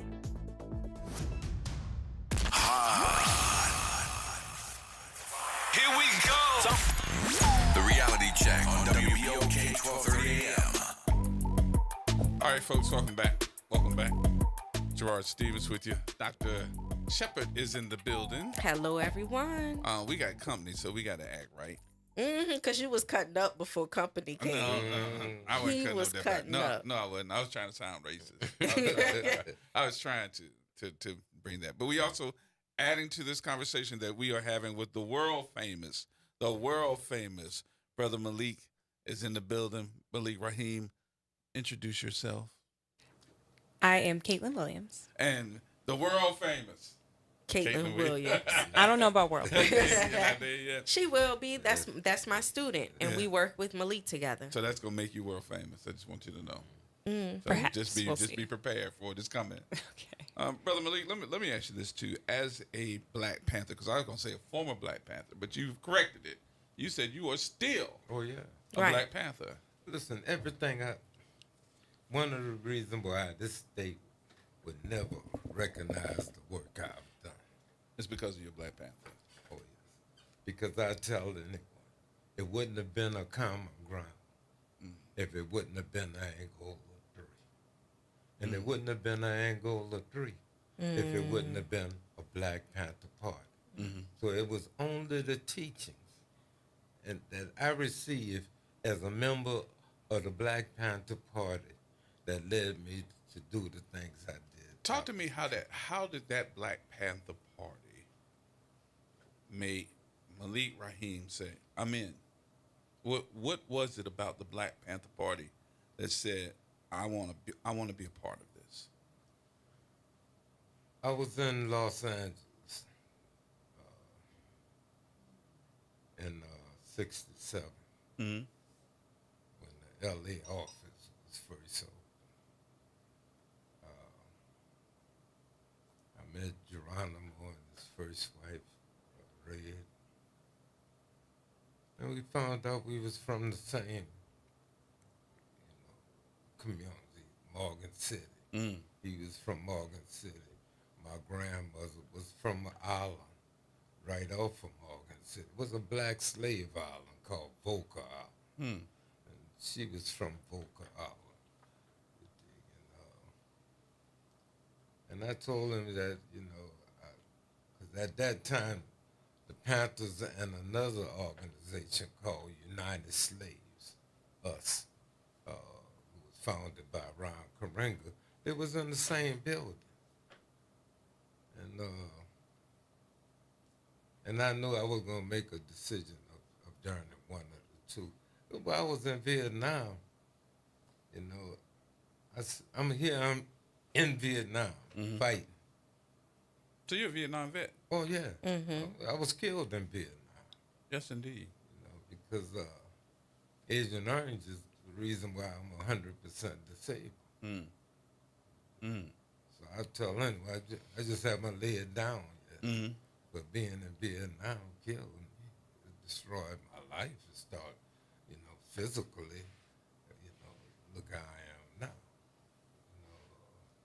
then it took me 55 years to get my benefits, which is one of the reasons why at the Ganji and Hollywood Community Center, we have a veterans program to try to make sure that no other brother coming out of the service have to go through what I went through. I mean, it took me almost, I only been recognized in the VA as Malik Rahim for the last 9 years. I had to fight to get that because when I went to Iraq, I went there as Donald Guyton, AKA Malik Rahim. Even though I had all my veterans benefits and things was all under Malik Rahim because in California, I had my name legally changed. Right. But when I came down here, and this is after Katrina, I go to the VA to tell me that, hey, we no longer recognize this. So you got to, if you want your benefits, you got to go back under Donald Guyton. They wanted you to change your name back. Yeah. Even though you had to change legally. Yes. For you to be able to get your benefits. Yes. And then they, when I refused to do it, they cut me off. They literally cut me off. But I was blessed because I was blessed that WC. He introduced me to a person that helped him get his benefits. I know WC. Yeah. So when he helped me, and now I'm talking about Ronald Fletcher. Because if it wasn't for Ronald Fletcher, who said, well, hey, bro, listen, I'll help you get your benefits that I received. And this is one of the things that we're trying to do. Where we could reach out and help you. Because I'm going to tell you, my brother, there's no reason, there's no legitimate reason that we are living in a city that is, with so much wealth, have so much crime. Yeah. I know former major in the Army, Tracy Riley. Oh, I got a number in my pocket. And she woke me up to the number of black service members, no matter what branch, that fought in wars overseas, that came back home and were treated like crap. Oh, yeah. And cannot get any of the benefits. What has bothered me about that whole scenario is the fact that a lot of those veterans gave up. Yeah. They stopped. I'm like, wait a minute. You fought, shed blood. Some of your members didn't come back. And you're trying to tell me you gave up? It's like, man, we've been fighting for 50, 60 years. Because you can't get it. You can't get it. Listen, Major Rowley used to, right here at the new VA. Yeah. She used to be there every Thursday. Every Thursday. Yep. So I know what you're talking about. And you see all these black veterans just sitting there. And you be wondering, what you waiting on? And they waiting to see her. Yep. And you know what the VA did? Threw out. Yep. I know. Threw her out. Did not want because her. she was helping black veterans get their benefits. And they did not want her helping y'all. That's right. So she then went across the river. Across the river. Because her husband is also a major. Also a major too. That's yes, right. I know and you telling it. Yeah. She came over by us and was starting to see veterans at our location at the Gwanji and Hollywood Community Center. Yep. She started coming over there and helping her. She had to back away because again, I'm too hot. Still. Yeah. Uh-oh. Yeah. Really? Oh yeah. Cause see, I found that out when I just came back. Dig that I'm still hot. So I'm gonna stay here until August. And after August, you dig I'm gonna probably leave. I don't think so. I don't think you should. And I'm gonna tell you why I say that. Now I'm not you, and I ain't trying to convince you otherwise. Because if you tell me you need to go, you need to go. But all the work you've done, all the people you've helped, going back, you got a history. You actually did you write a book? Didn't you write a book? No, it's a book written about him. What's the book? interview with a Southern Panther. Think about that for a minute. The brothers that are from your era that became Black Panthers, people saw the Black Panthers as radical, bad news, out here holding guns, doing things. But then those that did the work to find out more about the Black Panthers found out that it was you all that were putting together education programs for kids. You all were feeding families in the morning, making sure the kids having breakfast. These kids having breakfast before they go. What did that mean to hear the misinformation compared to what you all were doing? See, that's one of the things that we always had to deal with. Herman Wallace, Robert King, and Albert Woodfox, who made up the Angola Three. Mm-hmm. They did a total of over 120 years in solitary confinement. You know? I mean, and for what reason? That Black Pantherism. When we did the 47th anniversary here in New Orleans, the theme was dispelling the myth of Black Pantherism. And then when we came back and did the 57th anniversary of the Black Panther Party, it was still under the same theme, dispelling the myth of Black Pantherism. You have a law professor, Professor Angela Bell, who wrote a letter to the police chief and told her about the programs we were starting and how can we meet to address the crime in this community, and she refused to even meet with us. She said, no, she don't want to meet with us because Huey Newton killed the police in 1967 that he was acquitted of. He talked about your girl. The NOPD chief. Fitzpatrick. She does not want to meet with She don't want She doesn't want to meet. So what that mean if there's another disaster? So why she doesn't want to meet? Because she said Huey Newton killed the police. You kin to Huey? No. Is that your son? No. Could that be your cousin? But I'll tell you this. That ain't no kin to you at all? We are still meeting with delegation from Vietnam. And we was at war with them. We're still meeting with delegation from North Korea. But we was at war with them. We still meeting with Japanese and we have formed friendship with them. And we dropped the atomic bomb on them. And you still forming friendships? Yeah. But as for here in this city? No. Oh, no. But they won't form a friendship because of the history of the Black Panthers.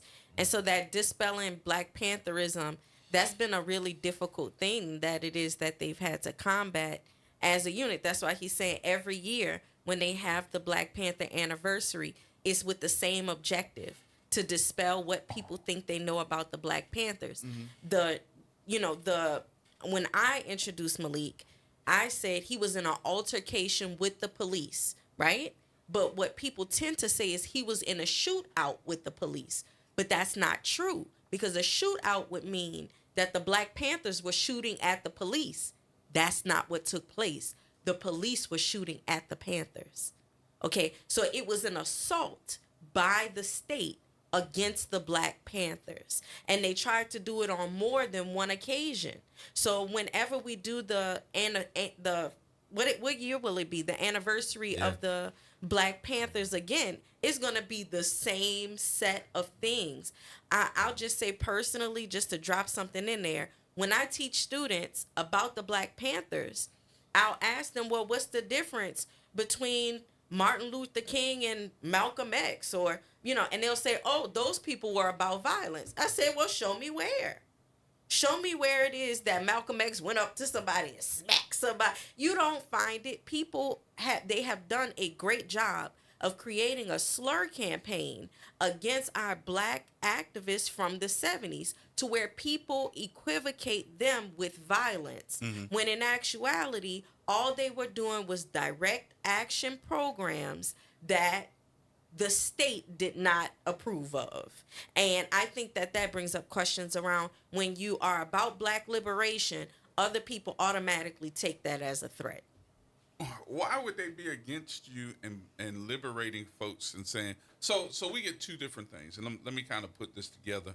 I'm gonna try to mend this together. You get two different things. You get those that are sitting there, they get the microphone and they sit there and talk about those lazy so-and-sos, this lazy, this one's lazy, da-da-da-da, and they need to get off of their butts and get their bootstraps together and all the other stuff. But yet, when I do it, right, I'm a radical.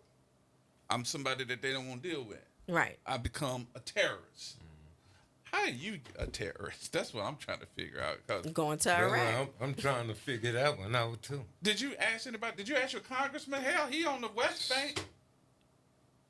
Didn't I tell you that only one politician have come and see me?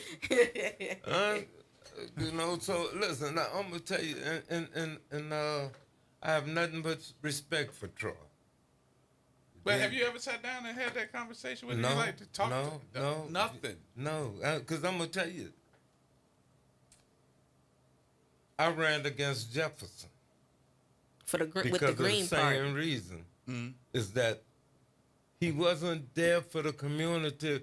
Listen, Jefferson held the only office that could have went in Gretna and made them open their borders, not to no immigrants, but to citizens of this United States. Yeah. See, Ray Nagin didn't have his power in Gretna at the county, at the parish line. But see, Bill Jefferson represented residents in not only Orleans Parish, but in Jefferson Parish. Right. He could have delegated, he could have got a couple of marshals and went there and said, hey, you're going to open these borders. You ain't going to allow these people that have just suffered one of the worst disasters in American history. You ain't going to allow them to be quarantined in this city. You dig? But he didn't. That's the reason why I ran against him. And I told, I forgot the guy's name, but now he's one of Cantrell partners who at that time was working for Jefferson. And I told him, I said, that's all he had to do is come sit down and meet with me. Because when I was in Washington, he refused to meet with me. But Cynthia McKinney, who was a congressman out of Georgia, she opened her doors and came out and met with me. But here is my congressman. He refused.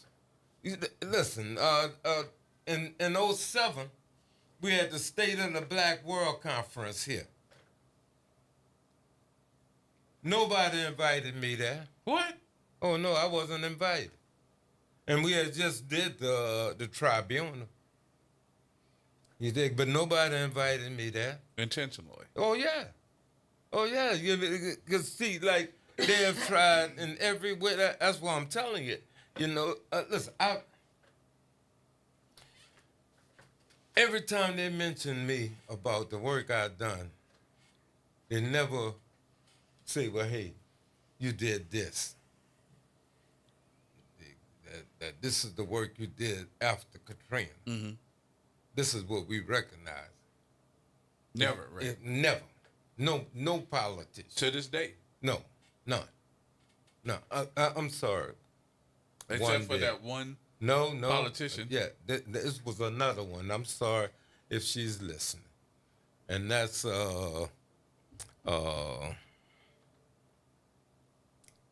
Palmer? Christian Palmer. Who is the city council person. She was. For District C, which is your district on the West Bank. Yep. She's and it's sad to say, she's a Caucasian. I was going to say, a white woman. And the brothers and the sisters. Ain't never recognized. I had something to tell me for 4 years, we go and have coffee. Boy, that's a big pot of coffee. Oh, yeah. And then I had another one that, because I didn't have an income, for almost when they stripped me of Common Ground. Because nobody was getting paid at Common Ground. Nobody. No, but what they was doing, they was covering my expenses. Right. Because every month, for a while, I had to get out and raise $80,000 to keep Common Ground going. Right. We got to take another break. All right, more coming up, y'all.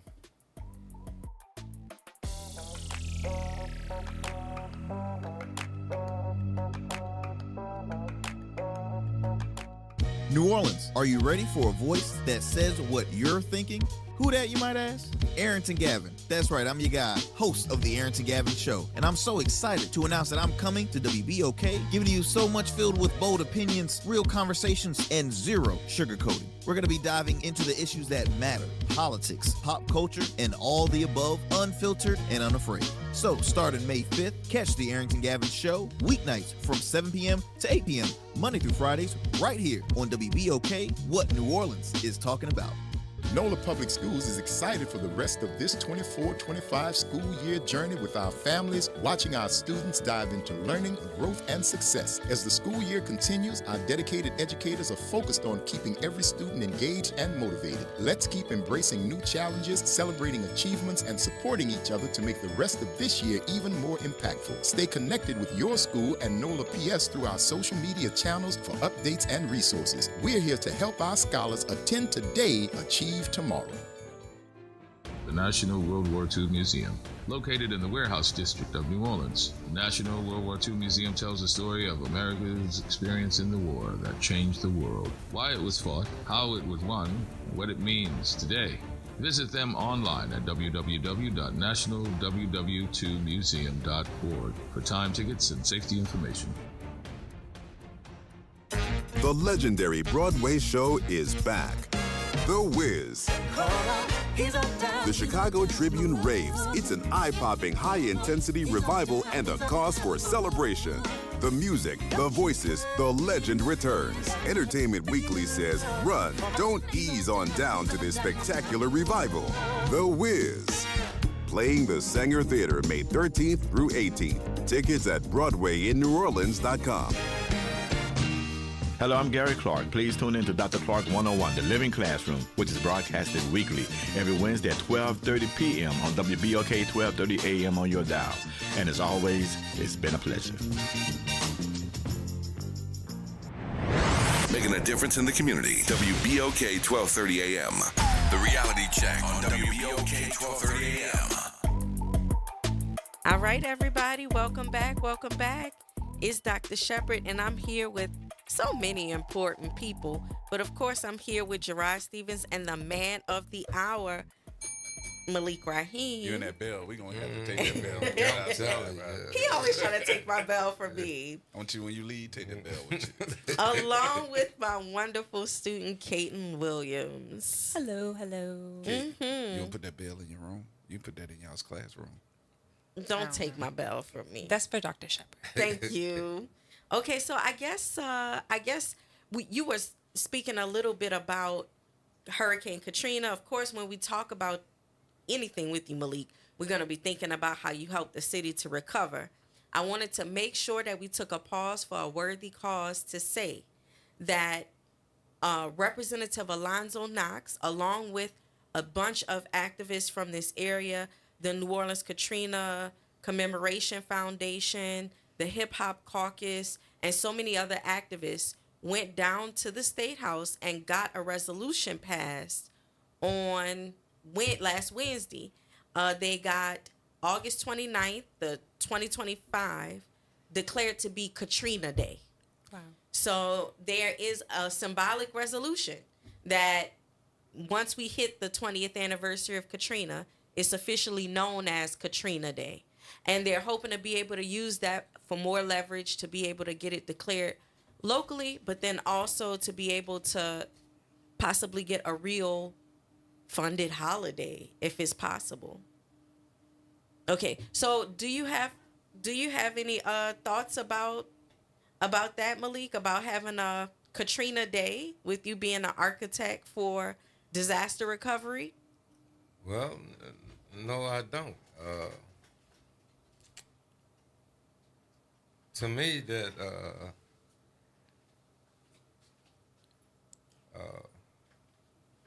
every day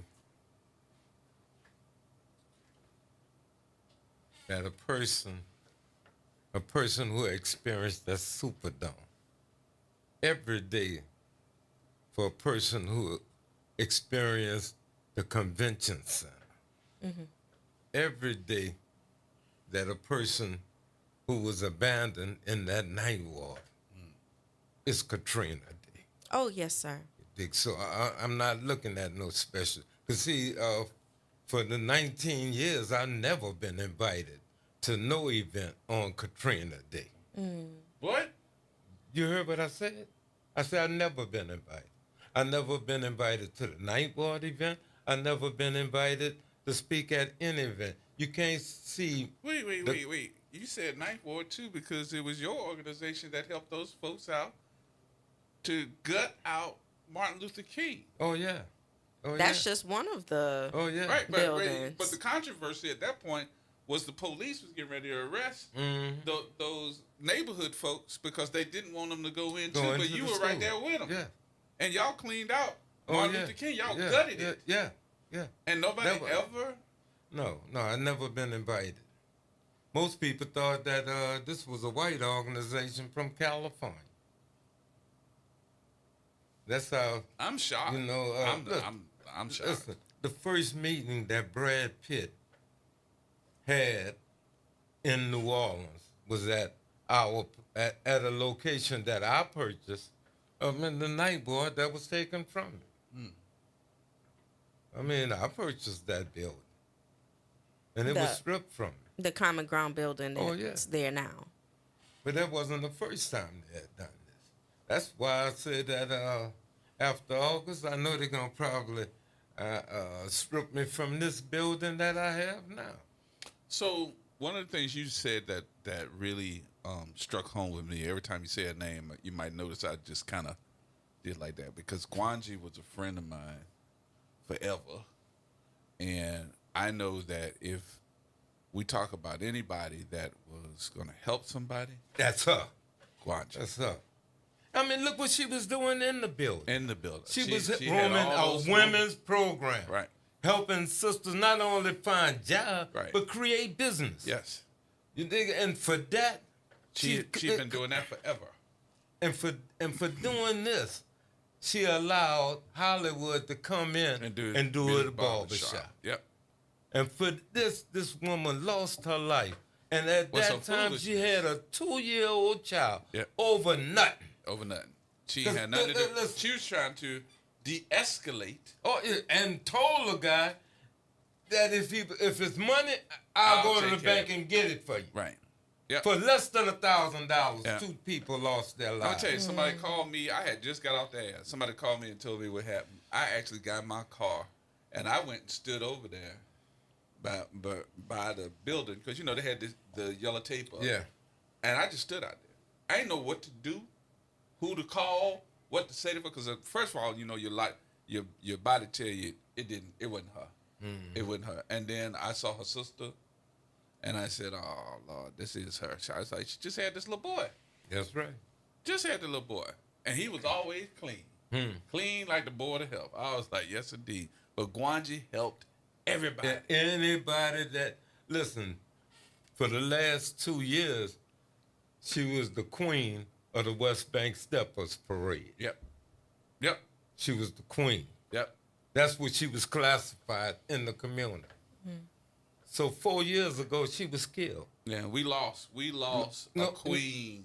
The city lost a queen. Yeah. When you say we, I want to be more specific. Yeah. The city lost a person. If you were in need of anything, Gwanji would probably help. Oh, you out. yeah. More than likely. Oh, yeah. And wouldn't tell nobody. Wouldn't be looking for no help. Wasn't looking for no escalade. No, not escalade. Wait a minute. Accolades. I was escalade. That's the reason why. That's the reason why.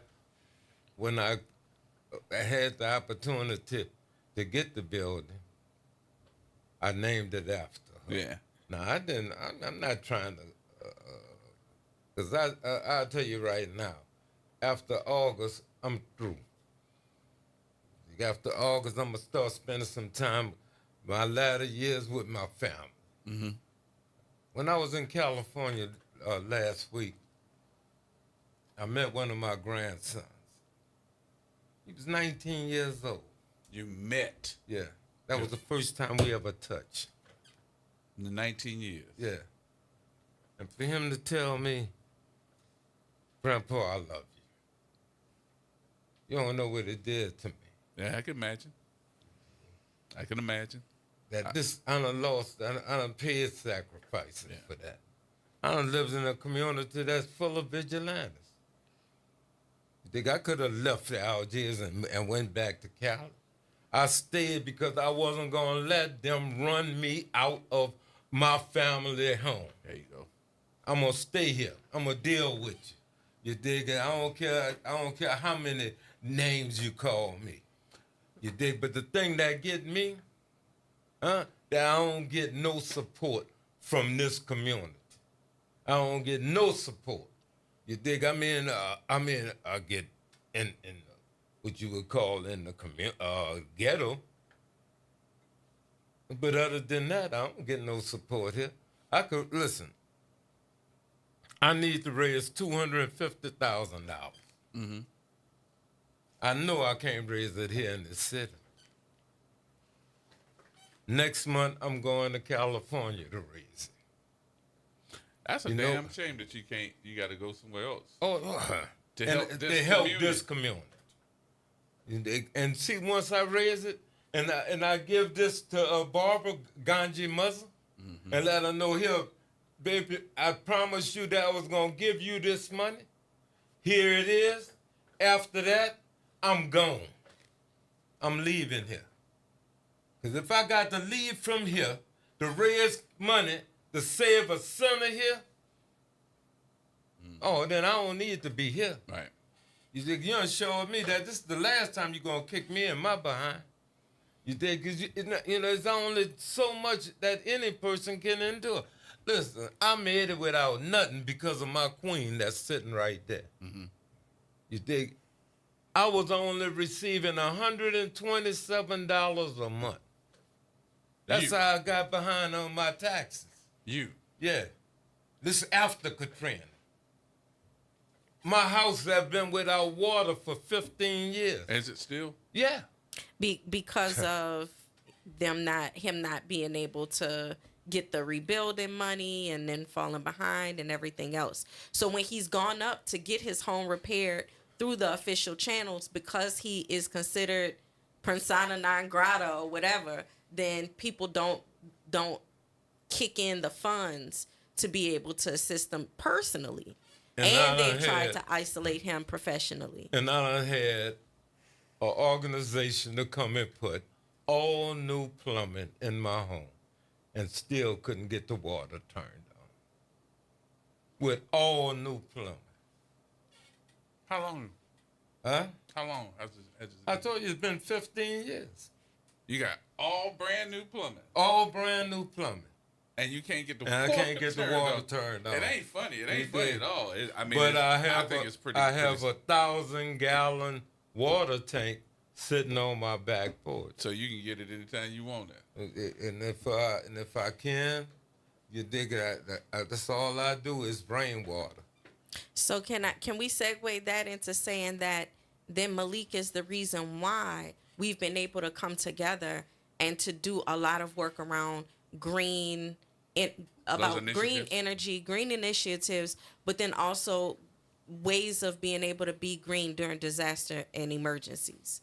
You would think that, and I would even go back to what the mayor was talking about, green initiatives when she first got in office. Green initiatives, rainwater, where those waters could be moved to when we always would see these floods happening, how we could move water from one area to another to displace it so that it wouldn't be flooding. You would think that you would already be in the building to say, I can help with that. Because you even came through. Didn't you go through the Green Party? Yeah. But see, nobody want my help. Nobody in the city. Right now, Red Cross Salvation Army do a great job as for emergency preparedness for the individual and for a family. Mm-hmm. But this city have no plans for a community. What is WBOK plan in case there's a disaster? Oh, we have a plan. So, I mean, what is it? So the first thing that we're going to do is make sure that we can do remote broadcasts. That's the first thing, because we got to get the information out. That's the first thing. So one of the things that I did in our disaster plan, because that was my job, was to come up with all the telephone numbers. I don't want your office number. I need your cell phone number to everybody that is in charge of something. If you in charge of power, I need to be able to talk to you. I want to tell you this. Yes, sir. Who comes up with the best plan? The best plan? Yeah. What do we mean? Outside of the military, your movie industry have the best plan because of the fact that they leave from one location and go to another. So they know how to set up base plants. Yes, sir. Everywhere that they go.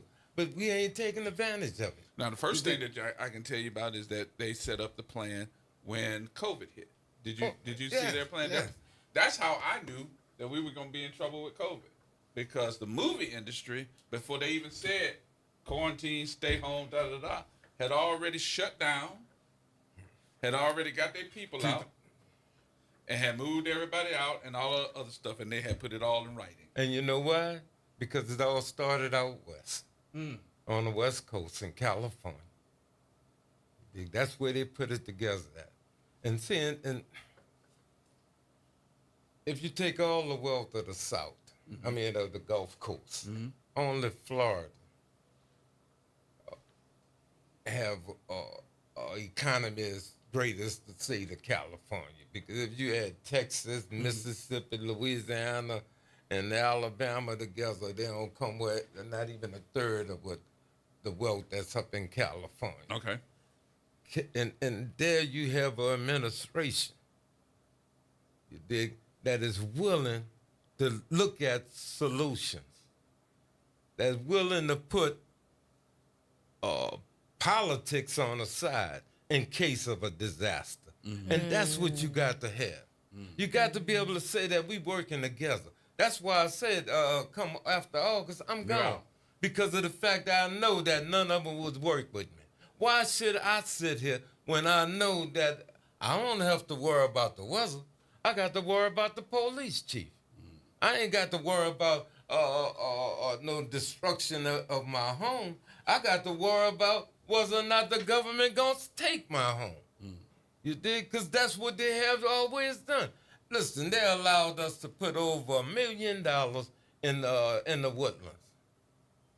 And then after we put all this money in doing the repair, they snatched it from under us. But God said high, but he looked low. Yeah.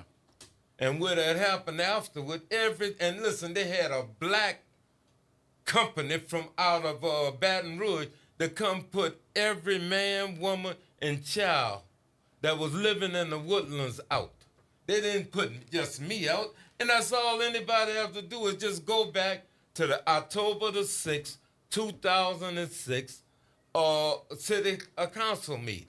How the city council sit up there and gave their support to the residents, but then by Halloween, all of them got eviction notice. And by the end of the year, everybody had to go. Yep. And if it wouldn't have been for Occidental College in California, many of those residents would have been put on the street. Occidental, under Professor Caroline Hellman, made sure that every resident there was found lodging. You dig? And that's in the city.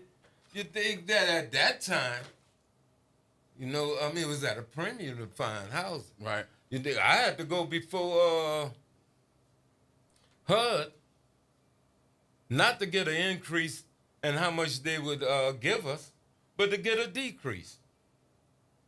Huh? Yeah, and they didn't understand that. I don't understand. Wait a minute. Because you had too many people that had to pay a mortgage and a rent. Because I'm going to tell you something. These mortgage companies cried like babies with you all the way until that due date. But when your mortgage is due, they don't want to hear it. They don't want to hear that that your house is still down. Right. They crying about that, but they got to get their money. This is so it was too many people that was paying mortgages and rent. This is the first city that I've ever heard that so many people that owned a home got a check from the mortgage company or insurance company. No, it was the insurance company. But the insurance company put that check in the mortgage company's name and in your name. Oh, yeah. And the mortgage company cashed it. Oh, yeah. Oh, yeah. And then sent you the rest and said, good luck. Oh. Now you're on your own. I thought that was illegal. Well, that's the reason why I told you about what we had to do. You think, I mean, Jenna 6, the first legal advice that any of them received, they received it from Common Ground Legal Clinic. You dig? Look at how many people we served in the aftermath of Katrina. We opened up 4 health clinics. I operated 4 health clinics and 9 mobile health clinics. You dig? When I came back, listen, we had Doctors Without Borders, and when they gave their conference up in Paris in 2005, in December 2005, when I went to that conference, when I came back, we was talking about bringing those 4 clinics and putting them together and starting a hospital. We was going to name that hospital Solidarity because charity was the name of the city. We was going to name it, and it was going to be a research hospital. And then from that, what happened? They closed us down. They shut it down because of the fact that they didn't want to see a hospital developed from no ex-offender, no ex-con, from a Black Panther. Not in this city, not in this state. No, they shut that down. You dig? And anyone who received any assistance from Common Ground in the aftermath of Katrina, they know that they didn't have to pay a dime. We ain't charged for nothing. And we served almost 17,000 people in the first year. And we did it all for free. But why, I guess, the bad rap of Common Ground? Why? Why they want to take it from you? Why so? Listen, we opened up a state of the art health clinic in the Lower Ninth Ward. And that we Lower Ninth opened Ward it was on the 29th of August, 2006. On the 30th, they came in and closed us down. And that was because you all were on grounds that were supposed to be green space. Yeah. Closed us down. Cynthia Willard Lewis could attest to. I remember the day Cynthia Willard Lewis drove up to the radio station. I was sitting there. She said, "Come here, come to the car. We need to talk." I was like, "What's going on?" She said, "They trying to make my area green space, and I ain't having it." And she showed me the dots. Green dot here, green dots all over New Orleans East and Lower Ninth Ward. And I was like, wow, how they going to do that? Instead, they're going to take the land. I think it was a great plan. But I believe that people should have had the opportunity to say yay and nay? That's right. Yeah. And when you deny that, then you're denying justice. Right. When you deny that, you ain't only denying justice, you're making sure that democracy no longer exists. But you cannot have democracy if you making all the decisions. Yeah. And call it a democracy. Let me ask you this. I'm going to bring you back to today. If you had to look back then, compared to what's happening now, in the world now, with the leadership of this democracy, or whatever you want to call it, that's going on now, what you see? I'm going to tell you, I believe that we coming to the end of the second Reconstruction period of African Americans in America. Now, whether we allow Jim Crowism or apartheid, American style, to take over, is upon us. Are we paying attention? No. We still drunk on prosperity. You know, I mean, most of us, we want that new suit. We want them new shoes. We wanted that We no longer want a house. We want a mansion. Yeah. You dig? We don't want, I mean, this week you're going to have a gala up in New York. About how you dress it? Yeah. And watch all the money that we're going to be spending. Yeah. I mean, listen, we just had the richest blacks in America in New Orleans. We just had. The richest blacks in America was in this city for the Super Bowl. Yep. The most educated blacks in America was here for the Super Bowl. What we get? And we didn't get nothing. We got to take a break. We'll take the break here. We'll come back. More in just a minute, y'all.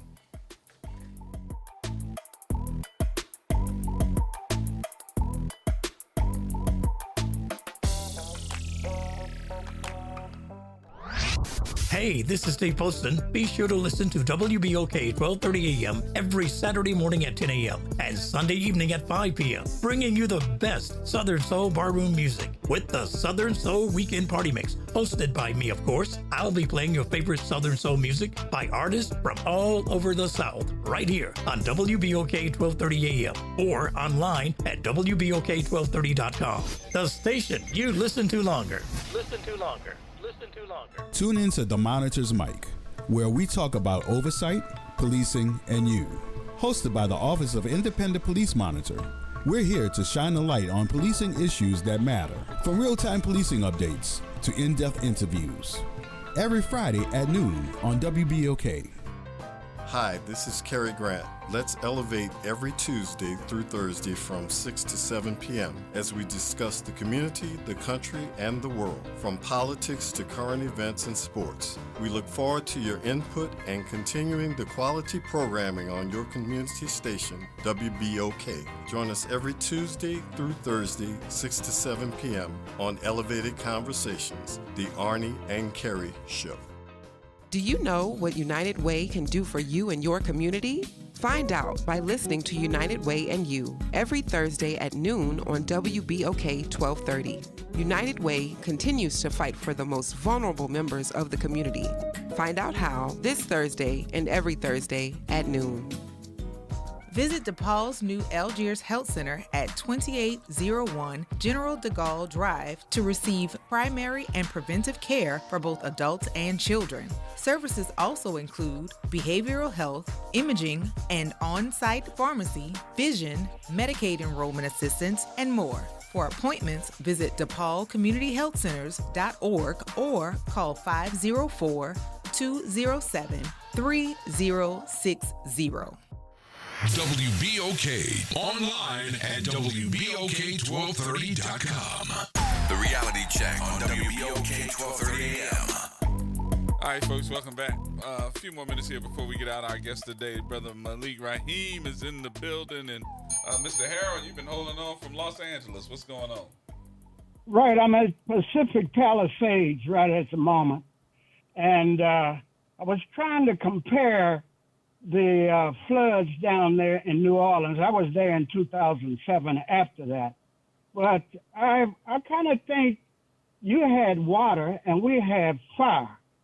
And the way I see it, it's going to be about 200 years before this place gets back together. But anyway, I got it. I just tuned in on the conversation. So what time do you go off? I thought you came on here at 2 and went off at 4. But it's 4:48. So has your time changed? Yeah, we're on at 4 o'clock here, which would be 2 o'clock your time. Okay, but you would go off at what time here? Let's see, I go off at 7 o'clock on Mondays, so that would be 5 o'clock your time. Oh, okay. So Monday, it's a different time. Uh-huh. There you go. Yeah, I just got to... Now, I think I know the name Malik. I think so. I don't know. Does it tell how old he is? How old is he? Yeah. I'll be 78 this year. 78? Yeah, I'll be 78 this year. So you lived here in Los Angeles? Yes, I used to live in Englewood. Oh, okay. Well, were you here when the the people burnt. They set the fire and the people burn up in the house.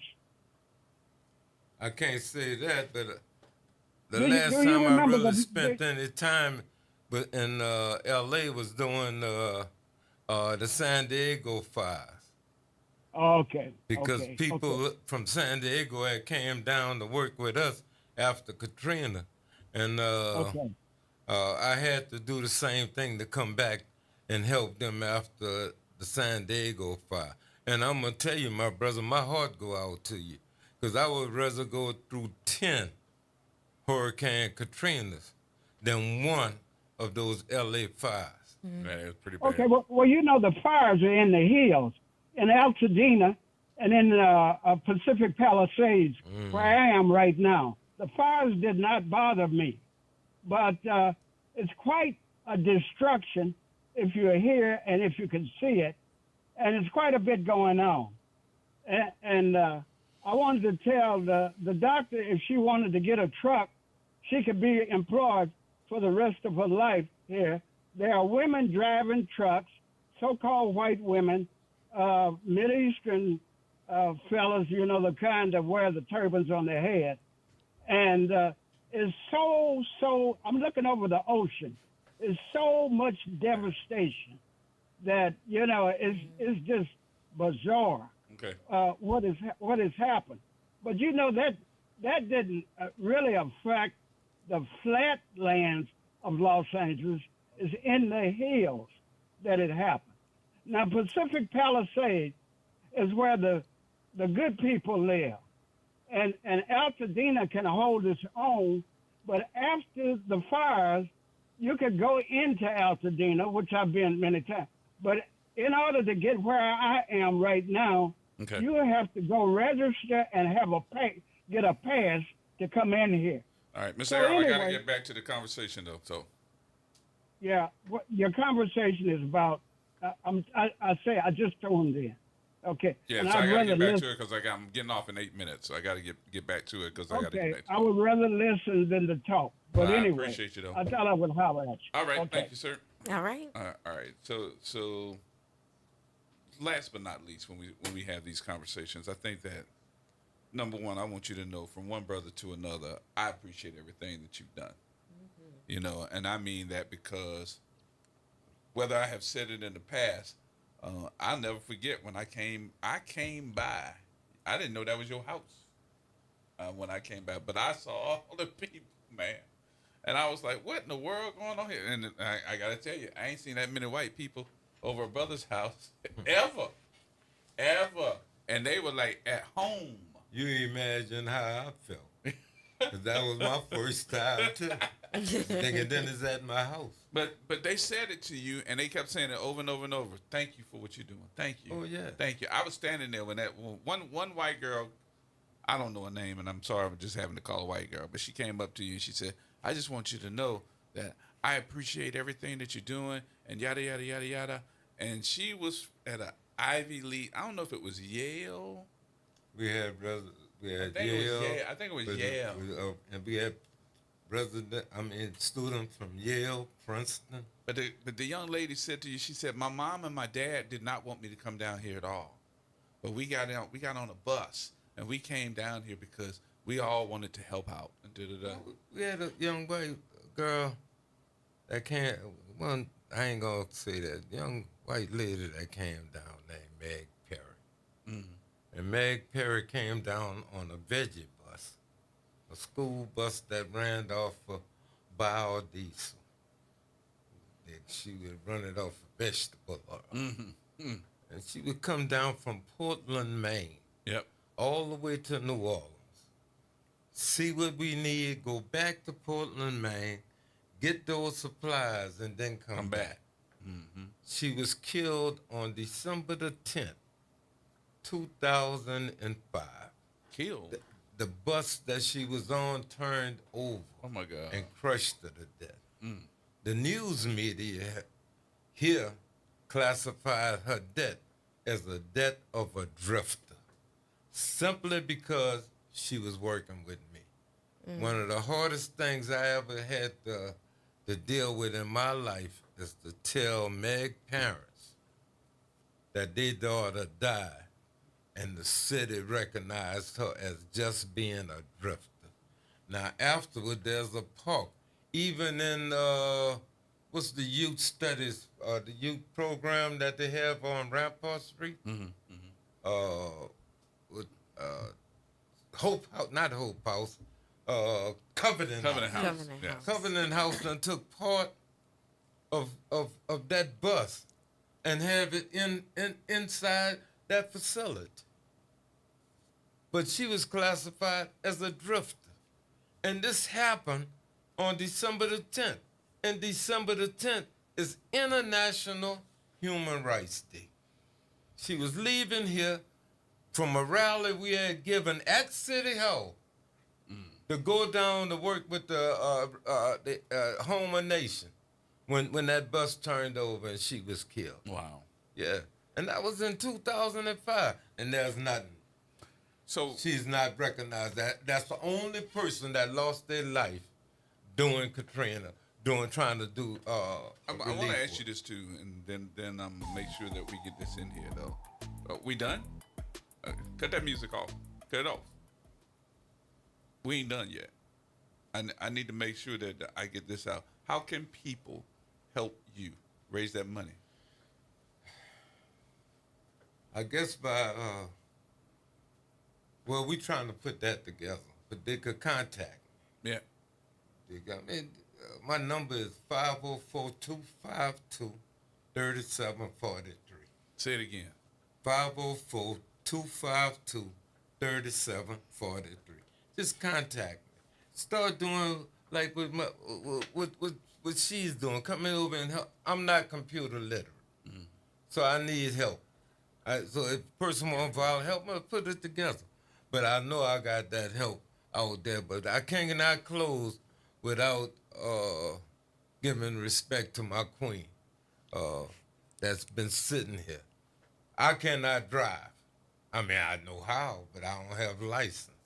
So I know that, she brought me. So besides that, when I was living off $127 a month, that's the only reason why I was doing that, because she was helping me. Yeah. She was the manager of a post office. Okay. Well, can I also say? Say what you gotta say. Oh, can I also say then we want for volunteers to also get in contact with us. They can wind up calling Malik, and we can find a place for folks who want to volunteer or even volunteer to run programs out the community center. Oh yes. Thank you. Last but not least. Shout out, Caitlin. Thank y'all. All right. Brother Malik, thank you. Oh, yeah. I appreciate everything that you do. And come back and share with us again. All right. Anytime. I'm expecting you now. All right. That's all you got to do is call. I'm going to tell the queen. Yeah. Tell her. All right. That's going to wrap things up for us, y'all. We'll see you next time. See you tomorrow anyway. All right. There you go.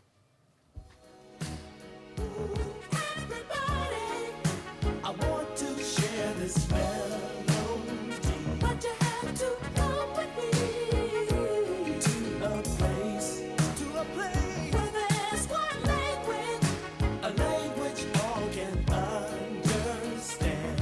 So come on and take my hand, and let's communicate through the music, 'cause that's the only way to lasting harmony. We'd like to dedicate this song to you, 'cause when the music plays, our sounds will set you free. Adventures in the land of music.